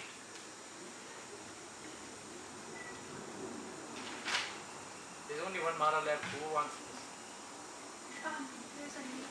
Oh, you want this mala is for you. Yes, go ahead. It's the Gayatri Mantra and the Mrityunjaya Mantra tied into a chakra. Yeah, Gayatri Mantra can be tied into chakra. It depends what you are doing with it, yeah. I remember a very long time ago, I had attended a similar retreat where we had chanted the Gayatri Mantra 108 times together. And I felt, you know, Yeah, you can do it at the heart center or you can do it at the third eye. Right, There are two felt common centers where you recite just simple 24 syllable Gayatri. yeah, I felt it heating up, right? I felt I forget Yeah, you will which feel one that. for which, but I felt heat here for one and then heat here for the other 108 times. Yeah, in my class that I've been teaching this chakra, I have taught them not only the regular Gayatri which consists of 24 syllables, but I have taught them Gayatri of 100 syllables. So they practice 100 syllables with the chakra. And that is how far we have gone into practice. Yes? I usually have questions. Feel free to ask questions. Don't go home saying, oh, I wish I would have asked. Yes. I had asked them, so earlier you talked about breathing through the nose and you mentioned shoulder pain and then just focusing on the shoulder to get rid of the pain. It reminded me of this documentary I saw called Heal. Have you seen this documentary where somebody has a spinal injury and he heals it through his mind and then... Yeah, with the breath. Breath is a prana, Yeah. and then with the help of the mind. Mind is the energy field, and then the ointment is prana. You are doing the ointment with the breath. Is it so it's the Tantra too? It's similar because there was a woman that had cancer that just drank water. Visualizing. Used her mind. Yeah, Tantra talks about it also. Is it similar to how Swamiji kind of controls his body? He said the body. Yes, no, yeah, Swamiji is altogether with different level, but this is the beginning of it. Yeah, Swamiji doesn't have to do anything. Swamiji has to say it and it happens. Okay, I have a He says, okay, my nostrils all closed, he will close. Okay, my the right lungs stop, we will stop. And we'll wait for his next command whenever he says it. I have a really stupid question. There's a lot going on, right? I know you say it's only one mantra, but you've got if you have a pain, think about it. You've got the rum and the hum and the yum, and then you've got, the breathing, and you've got all. How am I going to think about all of that? Because when I think about that, I'm like, oh. I was actually heating up as you were doing it. I was just overheating. do everything, write that down, and spend 2 minutes on each. One. So altogether 10 to 15 minutes. So How do I know I'm doing it right? Like if you're going 2 minutes, 2 minutes, 2 minutes, how do I know which one is the most powerful, or you're supposed to do all of it? So the way to decide it, if a certain rhythm or practice that you enjoy, you stay longer. Otherwise, you just simply do it quickly. You don't have to really so rigid with 2 minutes. It can be sometimes 2.5 minutes, could be 1.5 minutes. So it goes that way. So make yourself free. Don't be too rigid and too tense. 2 minutes. What if I go over 2 minutes? What if I go less? Those thoughts are not healthy. But if a certain process you enjoy, just do more than 2 minutes, more than 3 minutes. But just thinking of the diaphragm and all of that, it just seems a lot No, going it's on. not. In the beginning, it might sound a lot, but it's not a lot. It's just one. If I were to do this all that I said, it would take me 5 seconds. Yeah, it's just there, and it's done. Yeah, so it's not lot. It is lot because you have heard it first time, and there are so many. Do this. How am I going to do? You will go crazy. But just jot it down, or you could also maybe do half of the practice for a while, for a month or so. Then another half you do another month. So get familiarized with it. Right. In an area that you're, like, let's say you have pain and you're thinking about it, you're spending a little bit of time there. Yeah, you breathe into that area, whether lower back, shoulder, upper back, wherever it is, knees, thighs. I just noticed I was heating up. I don't know if anyone else felt that way while you were going there. My temperature was going up. Because of the sun. It's also hot outside. Is it because of the... Because of the sun. A lot of us, when we are doing any type of exercise, we have our headphones on, we have music blasting away, TV blasting away, and that's so not on. yoga way, because you are creating a environment? conflict. So what should be the, let's say, ideal environment? Ideal environment, don't dependent on any external objects. Yeah, because this is a science of going inside. So you're not doing relating to any music or any TV or any headphone or anything. Because you are creating conflict. Your mind is watching something else. Your body is doing something else. So you are split. You are splitting the whole thing. Whereas yoga bringing all together, the body, breath, and the mind. And yoga is a science of freedom. Otherwise, what will happen? You will not be able to do anything unless you have a certain music, because you got so used to. So you are depending on something that is from outside. So yoga is a freedom from any objects from the external world. So you only take the objects of the internal world. So stop everything. Okay. So You have breath, you have mantra, you have visualization, you have so many objects. Right. So, And they are all internal. so the room should have nothing in it. Room can have everything. Room can have TV. Room can have pictures. I know that. You're not relating to it. You just eyes closed. My room can have anything. Okay. Yeah. As long as it doesn't make any noise. Don't remove TV and all that. There you Once you close your eyes, you have closed. Sit on the toilet. Once you close your eyes, you have closed yourself from the world. Nothing exists. Only you exist. That's right. And when you enter in, then your inner world exists. In fact, that itself could be a good experiment to yourself. One with noise, lot of noise, music, TV and all that. If One you are without advanced any of that. student, Yeah. then you can do anything and everything with the noise. You won't bother because you are not identifying with that noise. Yeah, correct. You know the noise is there, but you are not listening to it because you are elsewhere. Right. Then it is okay. That's Like good. yesterday, I said Swamiji used to make this example that you can meditate in Manhattan. Oh, Because really? the symbolic means a very busy place. And Central Park. Yeah. Very good. But in the beginning, yes, you don't need to. A lot of people do meditate, the water is flowing, Yeah, right. and rain and nice TV, the nice music. You may feel good, that's no doubt about it. And you may think, wow, I really enjoy. But if you want to do that, that's all you do. You're not moving spiritually anywhere. It's not doing anything. Only thing, yeah, you enjoy, that's about it. But if you want to make a progress into your spiritual world, you have to stop everything from external world. Interior, antar jagat. Turning off yourself from vahya jagat, external world. Going into your internal world, antar jagat. Because your mind is in your interior jagat, means in your interior world. Bahir jagat, antar jagat. A lot of times the meditation is linked with looking at a candle. Those are different practices. That's a different practice. That is called trataka. But in my tradition, you don't look at the candle. Swamiji says it's harmful. So there are steps that one prepares to do the candle. Yeah, don't mix things. Just do basic practices and then move. Those are different practices. Yeah. So when you're meditating and your balance is, you're actually feeling imbalance or you feel emotion coming up, how do you handle that? You just let it all come? Just watch, Is observe. it normal that you're losing balance? Yeah, and that's you're- fine. Yeah, normally. But it's moving you, right? Yeah, so because the shaking happens because of all the emotions and all fidgety feeling and all that, and the reaction of the certain emotion, certain memory will move you. So what do? You simply observe it and move on to whatever you're doing, whether it's a visualization, whether it's soham, whether it's beej mantra or anything. You don't identify yourself with it. Acknowledge, move. Acknowledge, move. If you identify, then you will go with it. You don't want to go with it. Is that the Samskara, Is yes. that what's coming up? Samskaras are coming. Samskaras will move you. They don't want you to practice. They want to stop. Just like kids, they rebel. Whatever you tell them, they don't want to do. Similarly.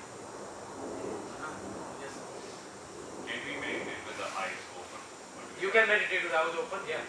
Eyes, we just simply close our eyes because it's a way that you are no longer being aware of the external world physically. That's why you close your eyes. It is helpful. But you can meditate without the eyes open. Absolutely. Not for a beginner. Not for beginning. Beginning means you just want to close your eyes. So that nothing exists, all inside. Eyes closed means you have shut down all your indriyas to the external world. It's all to do with the senses.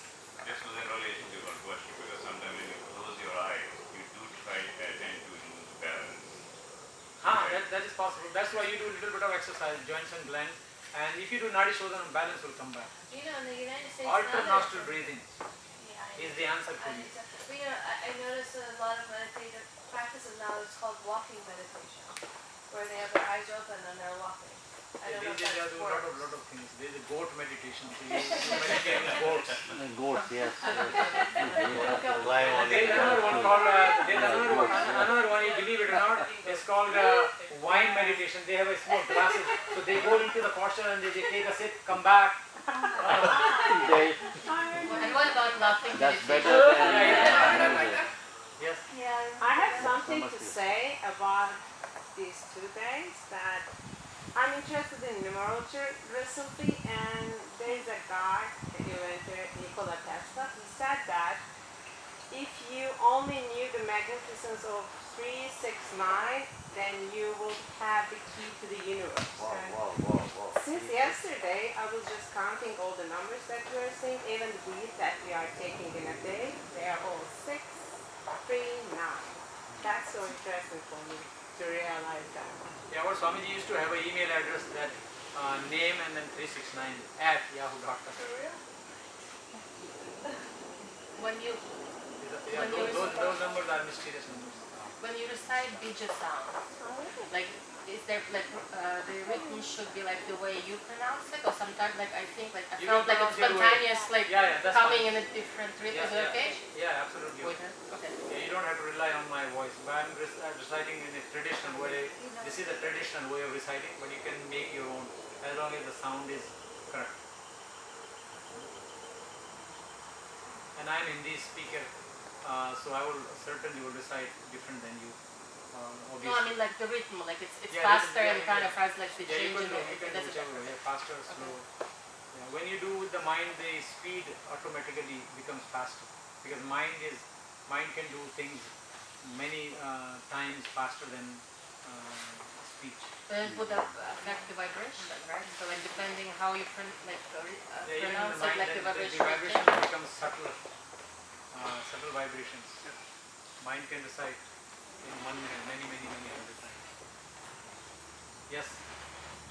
So, for beginners like us who are just starting out, how important is our pose? Very important. How we sit? Yeah, extremely important, because that is the first prerequisite, foundational prerequisite to have a good posture. And without posture, without asana, you cannot move any further. So it is very necessary or very important to develop a firm, good, comfortable posture for your meditation. And once the posture is decided, then you always sit on that posture, because then your body gets familiarized with the posture. You never change the posture, you remain with one posture. So, for someone who has lower back issue or has like a stiff neck, I often fidget. Yeah, then you sit on the chair for a while, and at the same time you do a little bit of yoga practice, those stretches for lower back, upper back, hamstrings, hip joint, and so on and so forth, and then try to sit how much flexible you have become by all those stretches, and you continue sitting on the chair, so at least you practice well, and then at the same time keep testing yourself till you find now that you can sit on the floor. Sitting on the floor is not a rule of thumb. You don't have to. You can always sit on chair. As long as your spine remains straight and you are absolutely relaxed, you can sit anywhere you want. Chair is fine. Because I was observing Varsha. She was sitting in her, Good example to follow. calm, Master cushion. serene Yeah, because she's posture, been and doing I'm this like, practice for years. yeah. She joins my classes every day. Yeah. Good example to follow. I have done retreats and everything, so we are very particular about the posture. Without posture, you cannot move. That's the very first prerequisite. And you can sit on chair as long as you keep your back straight. So the one who sits on chair is not, inferior the one who sits on the floor. Not necessary. Yeah. Wherever you sit, if your spine is straight, perfectly fine. Flat. That's why I always sit on the edge of the chair. This is the edge of the chair, and my hands are here, head, neck, and trunk, and you can sit for hours. There is no strain anywhere on lower back, upper back, and legs everywhere. your leg will never fall asleep, and you will never have a lower back problem. It's so relaxing. You can sit for hours and you won't get tired. Same way, wherever you are standing, let's say you are on some line, always stand on the parallel. Legs are straight, both equal distance between the two big toes and the heels, and that way your lower back has no strain whatsoever. So all the accumulation of stress that you have accumulated creates the back pain. Because what happens then, you're focusing more on discomfort and less on your breathing or the mantra. That's why we say relax yourself. So yesterday, You've put the emphasis here, Kapala. Yeah, right. This is Kapala, Kapala Bhati. Kapala Bhati is good for memory. It starts shining. Shining scalp, that's the literal meaning of it. Yeah, but not literally shining your scalp, but you shine from within. Kapala Bhati. You can also do Bhastrika, rapid inhalation, exhalation. And then you could do Bhramari Pranayama, where you make a bumblebee sound, exhale, nasal and throat sound. You could also do Ujjayi, where you only use the throat. So those pranayamas are basic pranayama that can be done at daily basis by everybody who has built a foundation with the Nadi Shodhana. Now, from the asanas point of view, a lot of people are able to stand, to put their head down and stand up, head down, Sithasana. That also. We have I will tell you something in relation to this. We have a teacher training program in Minneapolis we do, and yearly we meet for 2 weeks. And then when there is exam, Swamiji takes exam, and then he fails people, those who are more flexible, and he passes those who are not so flexible. Okay, his idea is that you can bring your head down and touch the floor. So what? The whole idea is how you are going into the asana. That is an art. And what you are doing while you are into the asana. That is the main thing of the asana. Then the asana can bring its effect to you. So don't worry if you don't touch, and if somebody can touch, doesn't really matter. To me, I don't have any concern about it. There are a lot of posture I cannot do, and I don't feel bad about it. Like I have a friend who can do a scorpio with any second. I cannot do a scorpio. And I don't feel bad about it at all, because that's not mine. I am doing what I need to do. So why I am saying this, so that you don't undermine yourself, number one. If you are not so flexible, don't feel bad about it also. Do what you can do. You start from wherever you are, so that you are content with yourself, so that you are doing a dignified practice. You are you value yourself who you are, rather than, oh, my friend can do that, oh, I don't know, I am not good, and da da da. That is not a spiritual practice. One thing you didn't mention is you didn't talk about the vagus nerve, but I think all of your breathing exercises are related to that. Is that correct? Yeah, there are certain pranayama that also do with the vagus nerves and vagus pranayama. Yeah, I didn't mention because we didn't go that far. Okay. Yeah. But these practices will activate vagus nerves for sure. Right? That's Yeah, what it seems like. especially Nadi Shodhanam. I pay a lot of emphasis. If you don't do any other pranayama, only do Nadi Shodhanam, that will be enough. It will give you lots of benefit, because it combines everything, and the most is you are clearing all these nadis that carries all the pranas from head to toes to head, and then that's when the vagus nerve gets stimulated. I think the same thing what you've been talking about, sympathetic, parasympathetic. Sympathetic. So vagus is parasympathetic. So Vagus is parasympathetic. And vagus nerve is all the way. In yoga, that vagus nerve is known as Kurma Nadi. So the sutra is Kurma Nadiyam Sthairyam.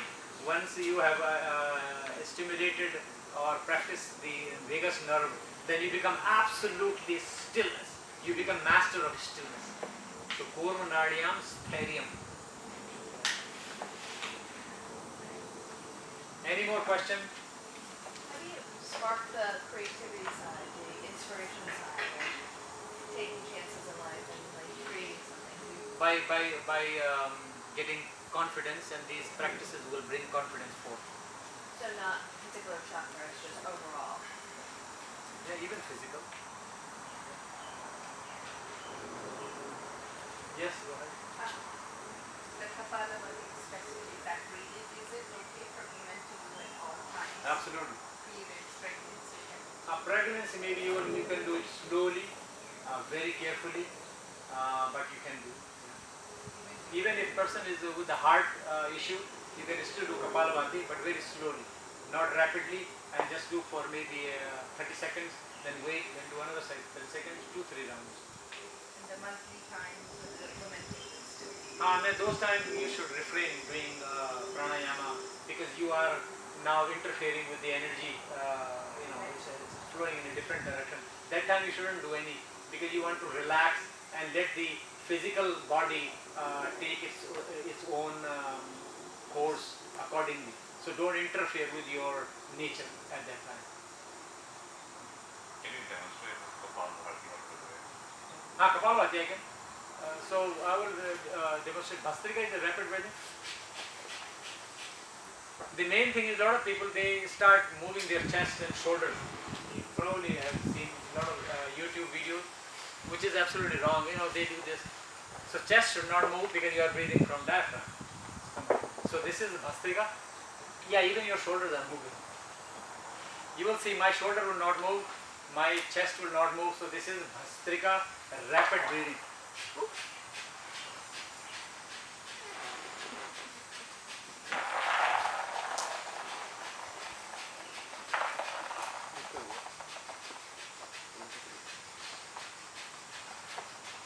All is in. Everything else is relaxed. And you are focused. That is Bhastrika, rapid breathing, rapid inhalation, rapid exhalation. And Kapalabhati, the only difference is passive, slow inhalation and passive exhalation. So you will do Kapalabhati this way.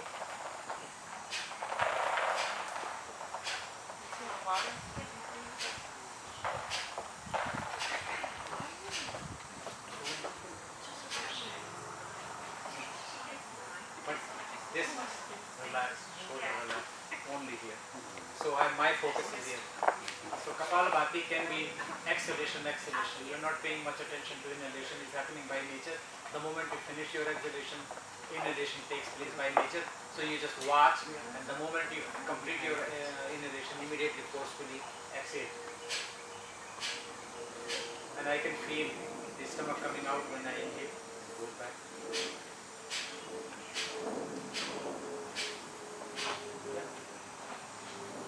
Yeah, do that, yeah. Yes. And remain relaxed. If any part of the body that which is not involved should not move. If you are doing a yoga, joints and glands, if the left part is involved, right part should remain relaxed. That's how you separate. Upper body is different from the lower body is different from upper body, left side is different from right side. So you only move what side is needed at that time. Rest, remain absolutely relaxed. That is the actual true yoga. That is where the control is. You understand all parts of the body. So there's a famous Hoff meditation that you're just doing, and he does cold plunges. Is that part of meditative? Where you can tolerate, like you can sit on the snow with no problem. With shorts on. I actually seen it, but what purpose is he gaining by that? He's complete control over his body and not feeling it. Yeah, could be possible, but that doesn't move you spiritually anyway. No, I thought it was. I thought cold showers were for calming the vagus nerve, and that's what a cold ice bath is too, or no? Not good for your nervous system. So cold plunges. Swamiji have said many times, don't do cold showers. Once in a while is okay. It disturbs your They're all doing cold plunges and then there is a lot of crazy things going in the name of yoga, which is not pure yoga. I would not do it. I would rather sit in my room with blanket, nicely, my japa, breathing, and move further into my spiritual attainment. I am more interested in that rather than all naked outside, or they in this, what, like just circus. I thought it was mind over matter, and it's. There is no mind over matter. None of these things are free though. Normal, exactly. Just be a normal human being.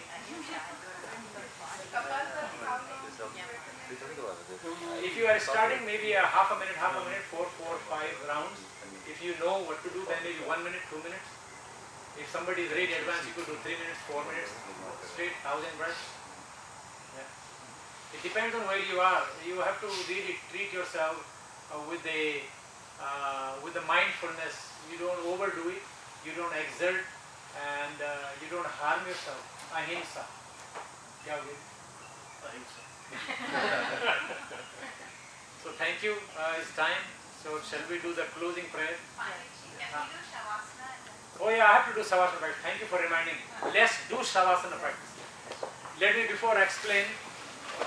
Shavasana is not just lying on the floor. Shavasana is a great practice, difficult practice. So when you lie down on the floor, make sure you have a cushion.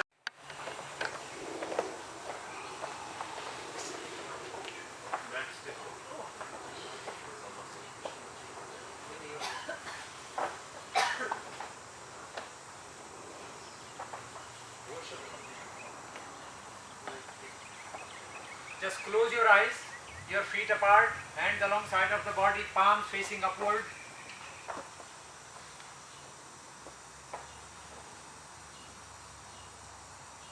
Your palms facing upward, eyes gently closed, and you are completely relaxed from head to toes, toes to head.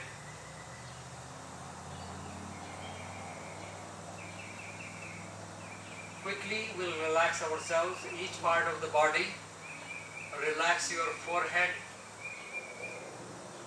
To relax, you bring your awareness, your mind to that part, and then you move, and that part remains relaxed and becomes relaxed. So relax your forehead, eyebrows and eyes. Relax your face, nostrils, your mouth, your chin. Then relax your neck and shoulders. Relax your upper arms, elbows, and you relax your lower arms.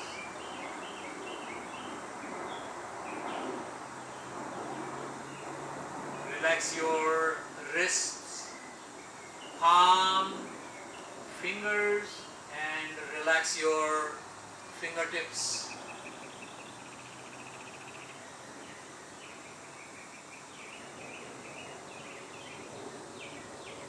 Gently relax your palms, fingers, wrists, lower arm, elbows. Relax your upper arms and shoulders. Gently relax your chest. Relax your stomach. Relax your abdomen,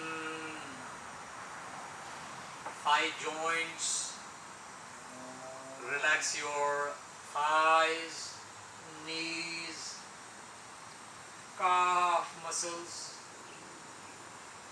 ankles.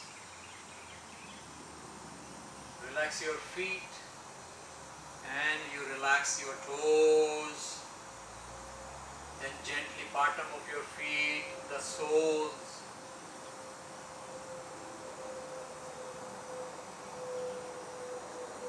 Remain completely relaxed from head to toes and toes to head. And now bring your awareness to the breath and simply visualize that you are breathing from your toes all the way to the crown of your head. And you are exhaling from the crown of your head all the way to the toes. Inhale all the rejuvenation, prana. Exhale all the negativity, all the stress out through the toes.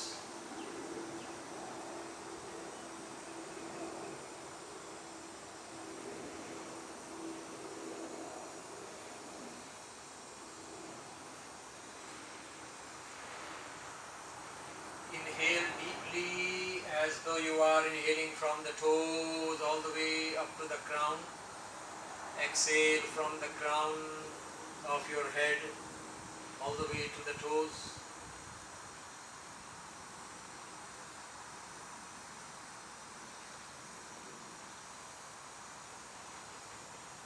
Then now inhale from your ankles all the way to the crown of your head. Exhale from crown of your head to the ankles.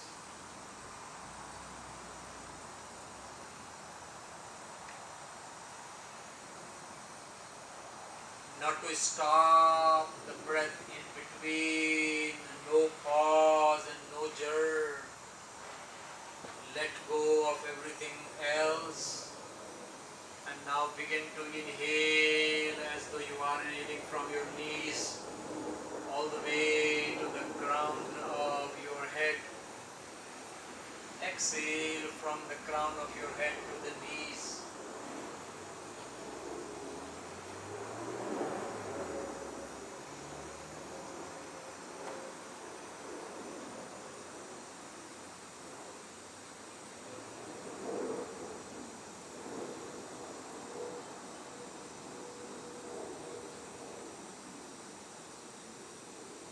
And now bring your inhalation to the center of your abdomen. Inhale from the center of your abdomen all the way to the crown of your head. Exhale from the crown of your head to the center of your abdomen.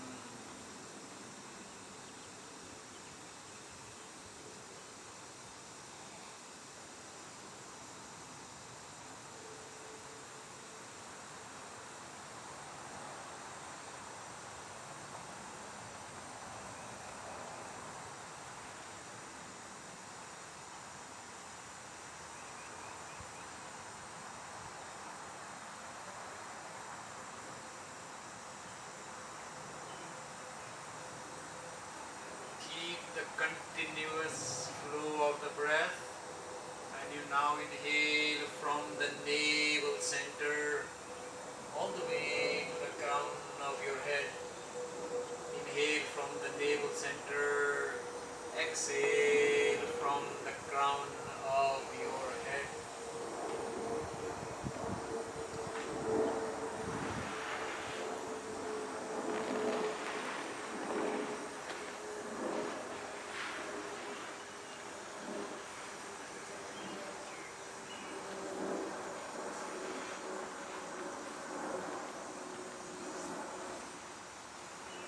Let go of all of your concerns and your analysis. Slowly move your inhalation from the heart chakra, heart center. Inhale from the heart center to the crown of your head. Exhale from the crown of your head to the heart center.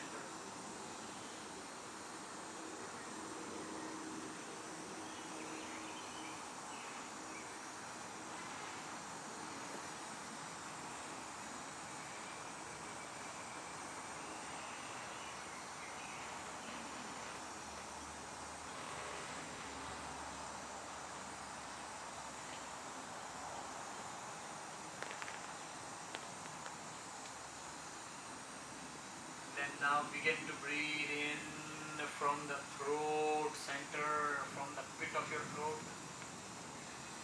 Inhale from the pit of your throat to the crown of your head. Exhale from the crown of your head to pit of throat. Deep and long, no jerk, no pause.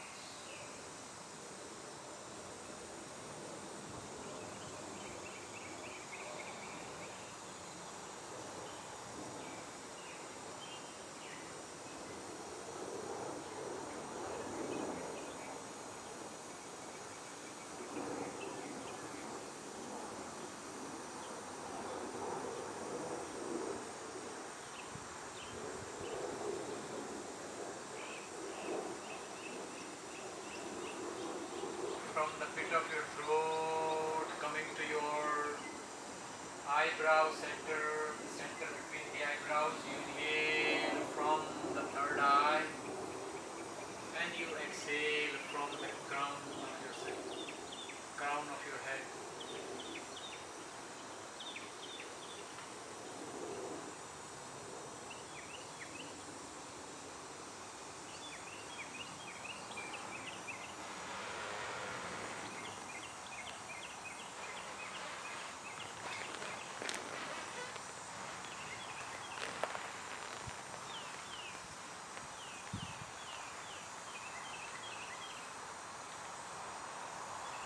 you now bring both inhalation and exhalation from the crown center, crown of your head. You inhale and exhale with no pause between the breaths.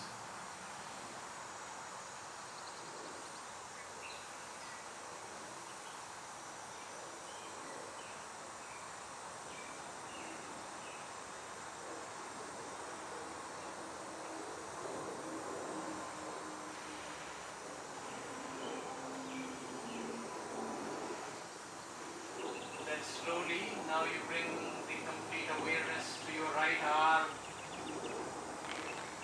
Be aware of only your right arm. And now begin to breathe into the right arm. Inhale through right arm. Exhale through right arm. Keep rest of the body absolutely still, relaxed and calm.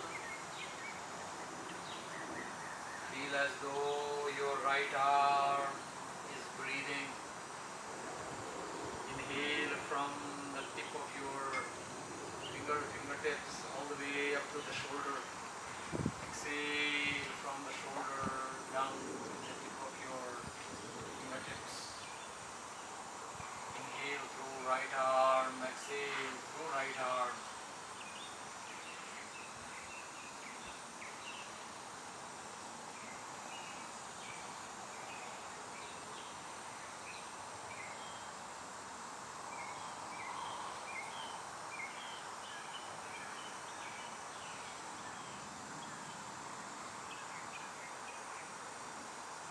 Then slowly and gently, now relax your right arm. Bring your breath to your left arm and begin to feel the breath as you breathe only through left arm now. With a continuation, with a continuous flow of the breath. Left arm.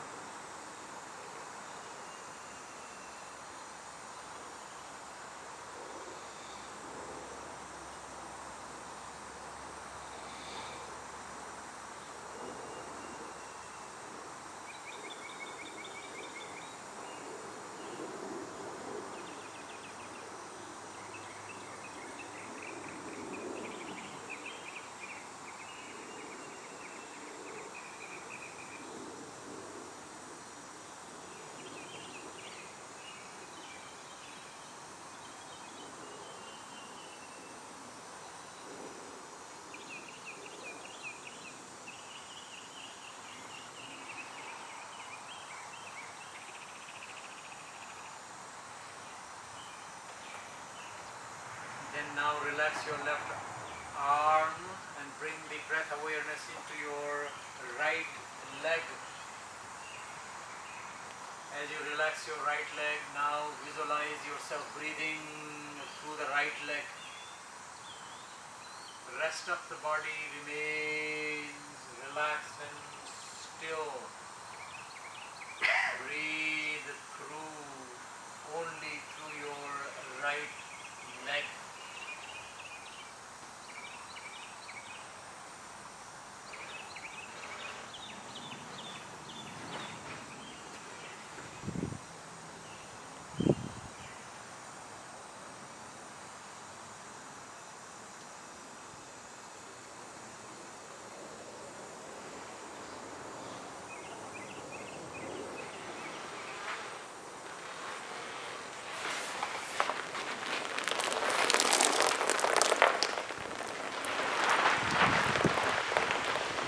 Then you now relax your right leg and move your awareness, your breath to your left leg.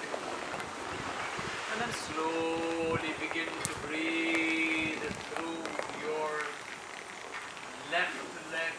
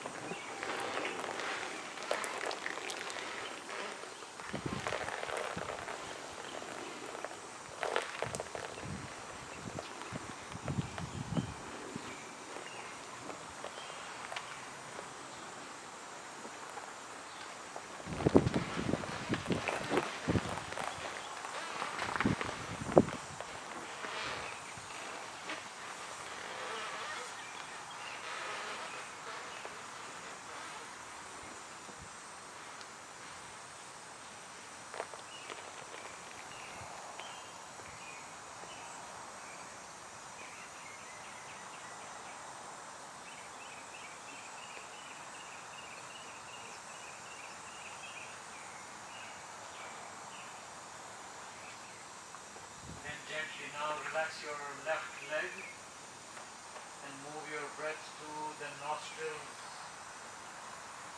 And now only feel the breath into your nostrils.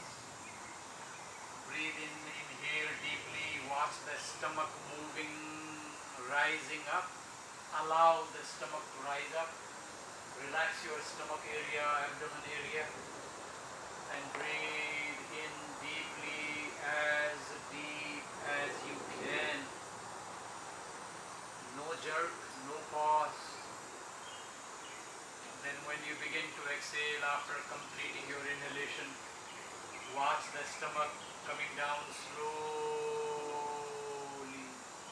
So coordinate the breath and the movement of the stomach.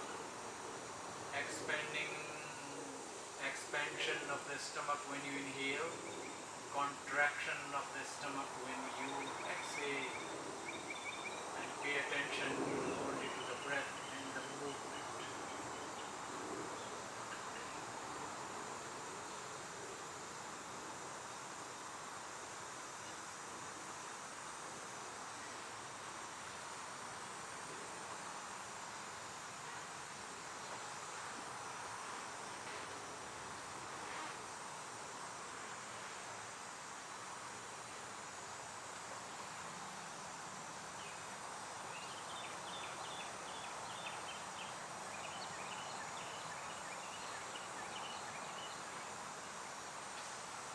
Not to be tight around your stomach area. Relax, release the tension around your abdomen and stomach. Let it move like a balloon is filling with the air. Fill the stomach with air when you inhale deeply. Then slowly exhale and watch the stomach gradually coming down. Not to hold the breath anywhere in between. Make a continuous flow of your breath. Keep rest of the body absolutely relaxed and still.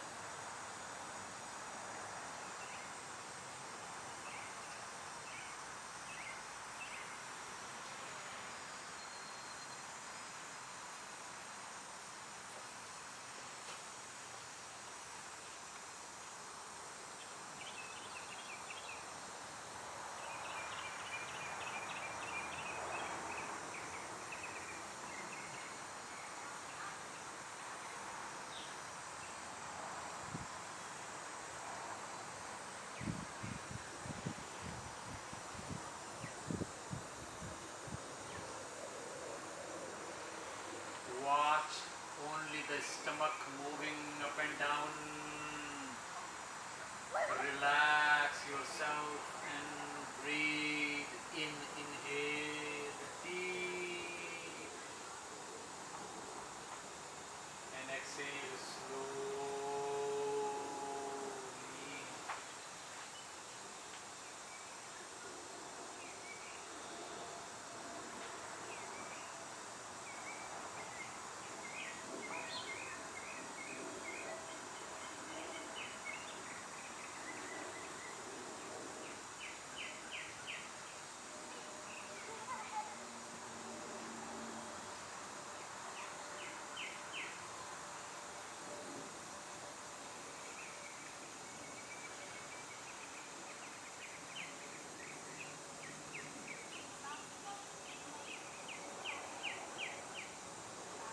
Remain aware, remain in tune with the breath, slowly and gently. You can bring your feet together and slightly give a gentle movement to your arms, and then turn towards your left side, using your left.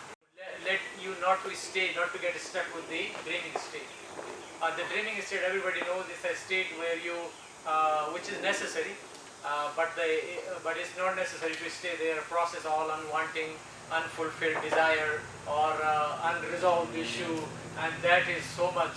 So you actually slept only 1 hour, and then 7-8 hours you are dreaming. That's why you remember when you wake up, you come back at the same way, you're sleeping, then dreaming, then wakeful state. That's why they say in yoga, don't wake up anybody all of a sudden, hey, wake up, because it's a shocking for nervous system. You didn't allow them to go from sleeping to the dreaming to, you disturb their dreaming state. So few times is fine, but if you keep doing it, you will see something happening to your nervous system. A lot of people start shaking. So that is the nervous system is being affected by that. So he used to teach us, if you really have to wake somebody, just simply touch their fingertips or maybe big toes, very gentle. Because the way you went back to sleep, you have to come back same way. That is the natural way of waking up. Swapna avastha is necessary, but to stay in swapna and dreaming state is not necessary.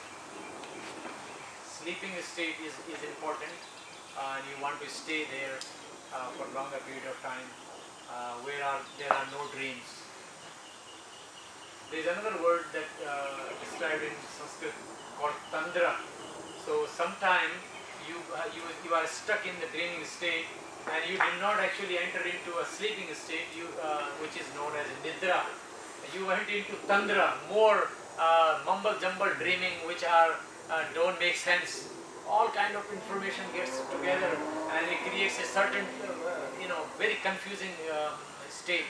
That is known as Tantra, and Tantra will make you very tired. So next morning when you wake up, you will feel achy and you will feel very tired, that something has beaten you up. So Tantra is that state. Tantra is based on all negativity that is being stored knowingly, unknowingly. So pay attention to more on this Shavasana practice, Nadi Shodhan practice, and so on. You want to do some salutation? Yeah, what time it is? Are we want to do some salutation? Yeah, let's do. Many of you probably know what sun salutation is.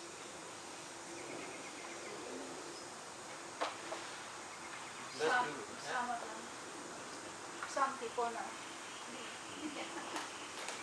Yeah, that's what I'll read you. Few of them.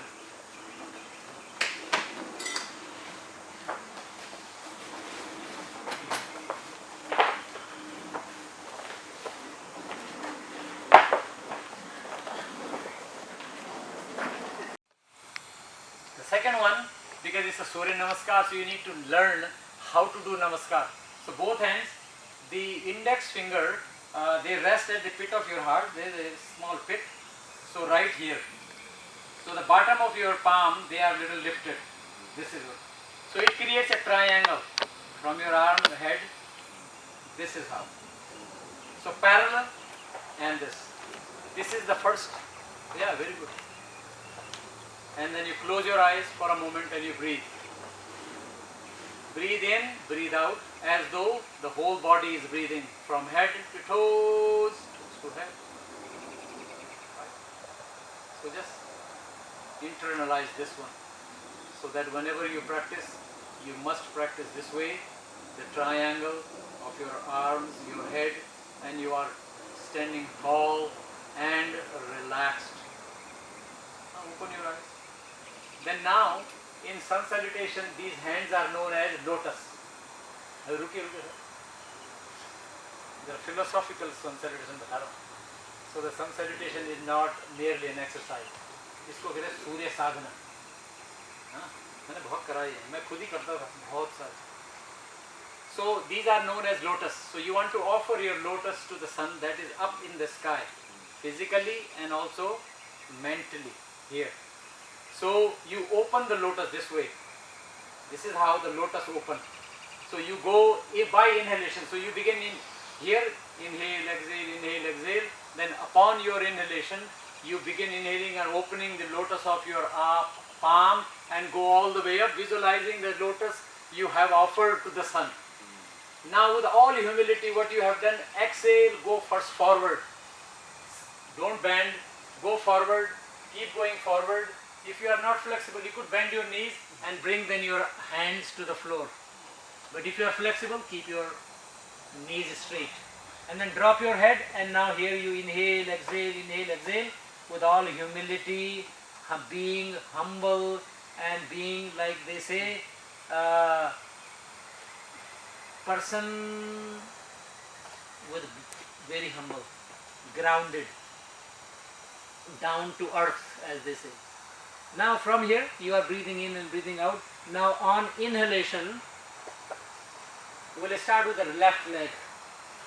So inhale, bring the left leg back, left knee to the floor, then lift the right foot, right heel up, and then upper torso is free. You come on fingertips and stretch up and breathe. वो leg पूरा सीधा होना चाहिए. Knee down, knee down, knee down. पूरा stretch करो. And go up, stretch and breathe here. Inhale, exhale.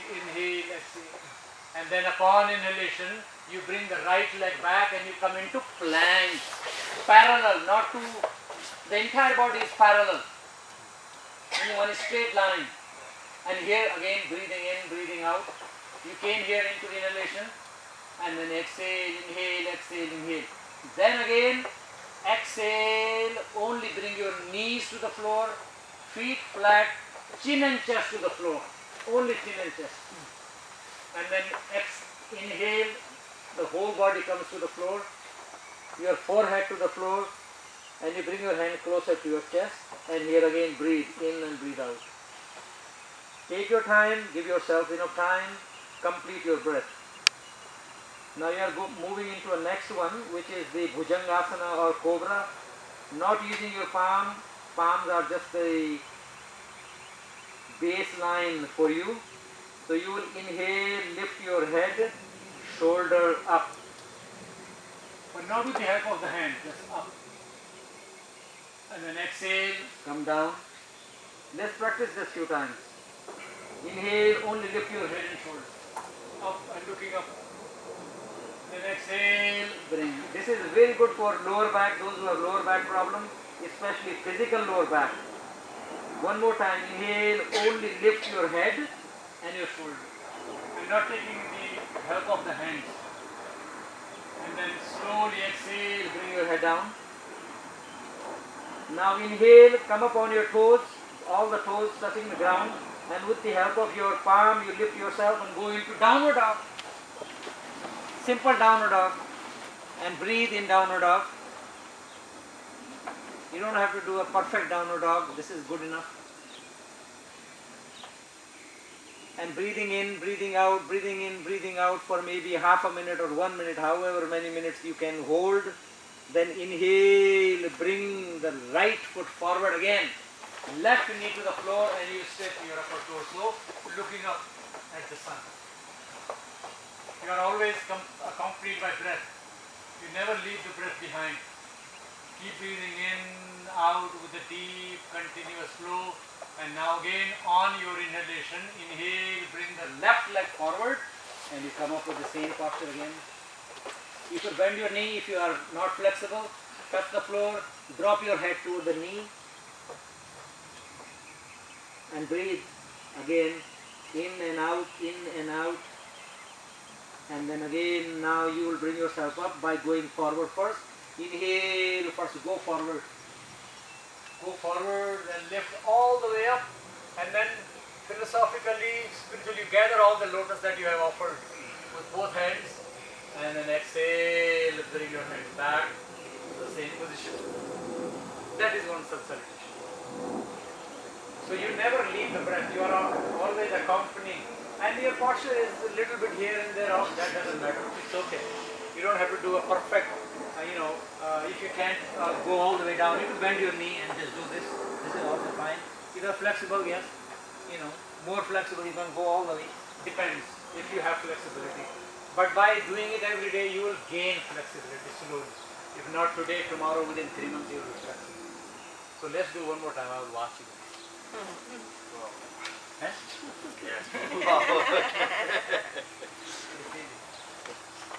चलिए अब parallel नहीं हो तो हो जाएगा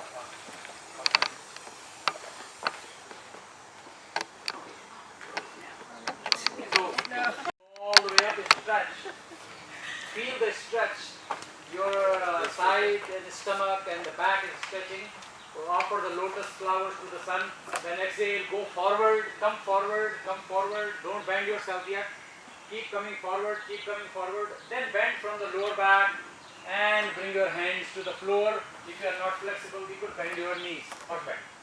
And now in this position, breathe.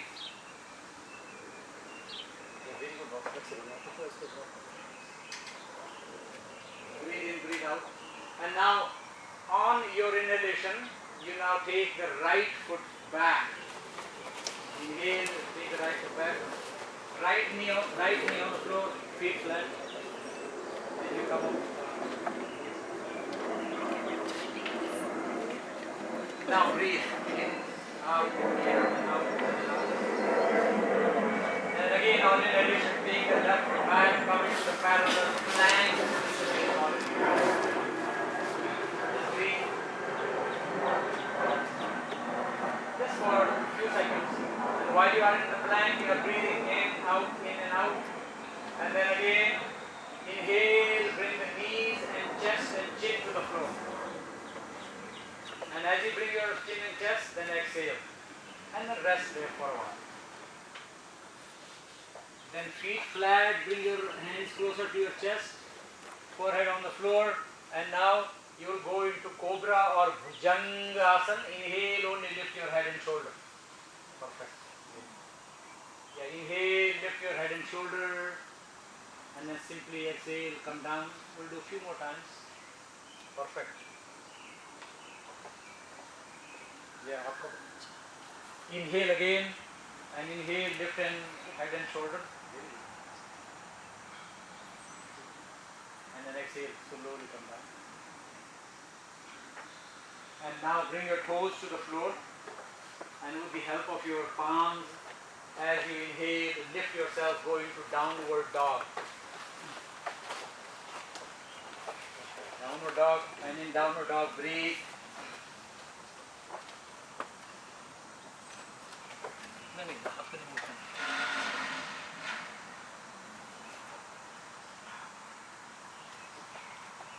Breathe in, breathe out, so never leave the breath, never stop the breath. Now upon your inhalation, bring the right leg forward, left knee to the floor. Perfect. And then upper torso, bring up.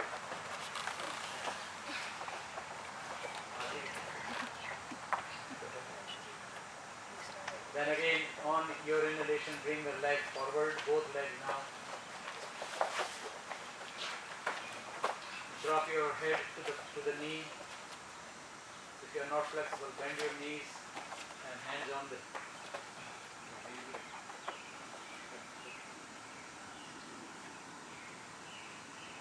Breathe in, breathe out, breathe in, breathe out, deep in and out, in and out. And then upon your inhalation, inhale, come forward first. Don't lift yourself, go forward. And then bring up, all the way up. And where you have offered the lotus, gather all the lotus of the sun and bring it back into your palm. These mantras, and that's done. In 15 minutes you can do quite a bit. Because again, it's not the quantity, how much you do, it's the quality in which, how you did it. So Swamiji used to watch in the quality of your posture, not that somebody can really touch and make impressive. No, how you went in. He used to ask us to do a child pose, and everybody you will feel. Because he said you have to go into the consciousness of child in order to go to the child. So it's all to do with there is a psychological meaning of the asana. So you have to go to the psyche of the asana in order to have asana materialize in you. So you are simply demonstrating an asana, not doing it as such. So that's how the sunset meditation. Namaskar, Hari Om. Shall we do a closing prayer? Have a seat for a moment.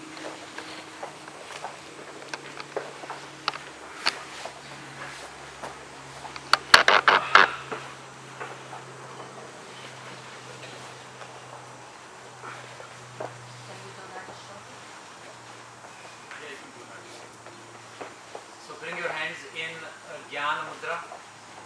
Spine straight, head, neck and trunk in one line. Eyes gently closed. And simply watch the breath.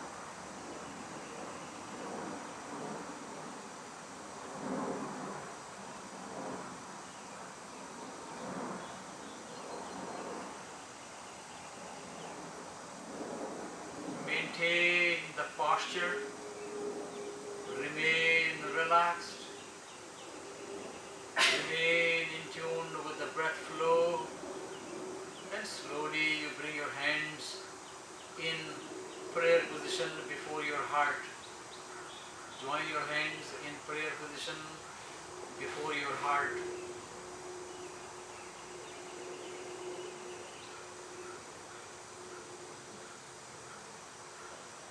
Then mentally we all pay our homage to the Almighty in whichever form you believe in.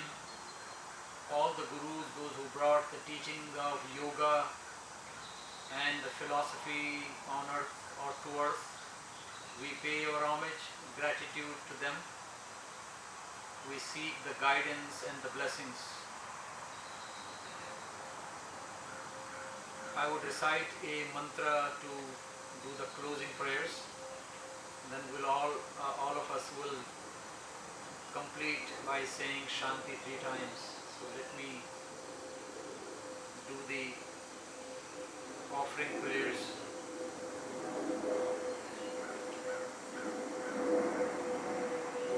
Om Yajnena Yajnamajanta Devaha Stani Dharmani Pradhamanya Sannaha Tehanakam Mahimanaha Sajantra Yatra Purve Sadhyaha Santi Devaha Yam Medham Devaganaha Pitarasho Pasate Taya Mamadhyame Dhayagne Medhavinam Kuru Om Apo Jyotiraso Amratam Brahma Bhur Suvaro.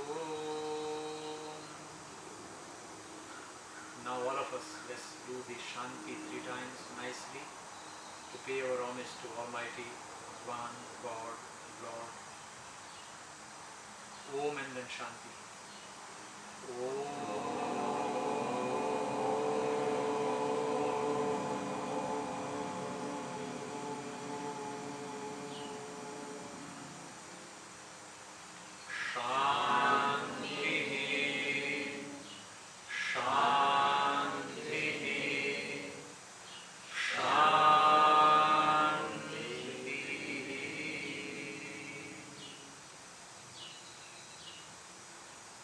Then you can bring your hands down, open your eyes. And I, from my bottom of my heart, thank you each and everyone for giving me an opportunity, taking time from your busy schedule. And thank you to Raj and Varsha for arranging and having this come in reality. So So thank you, and thank you, those who actually made it happen. My humble namaskar to everyone. Hope you enjoyed whatever you have taken. Please do practice, and if you practice, you will gain the grace, because all the gurus, those who brought the knowledge, they will give their kripa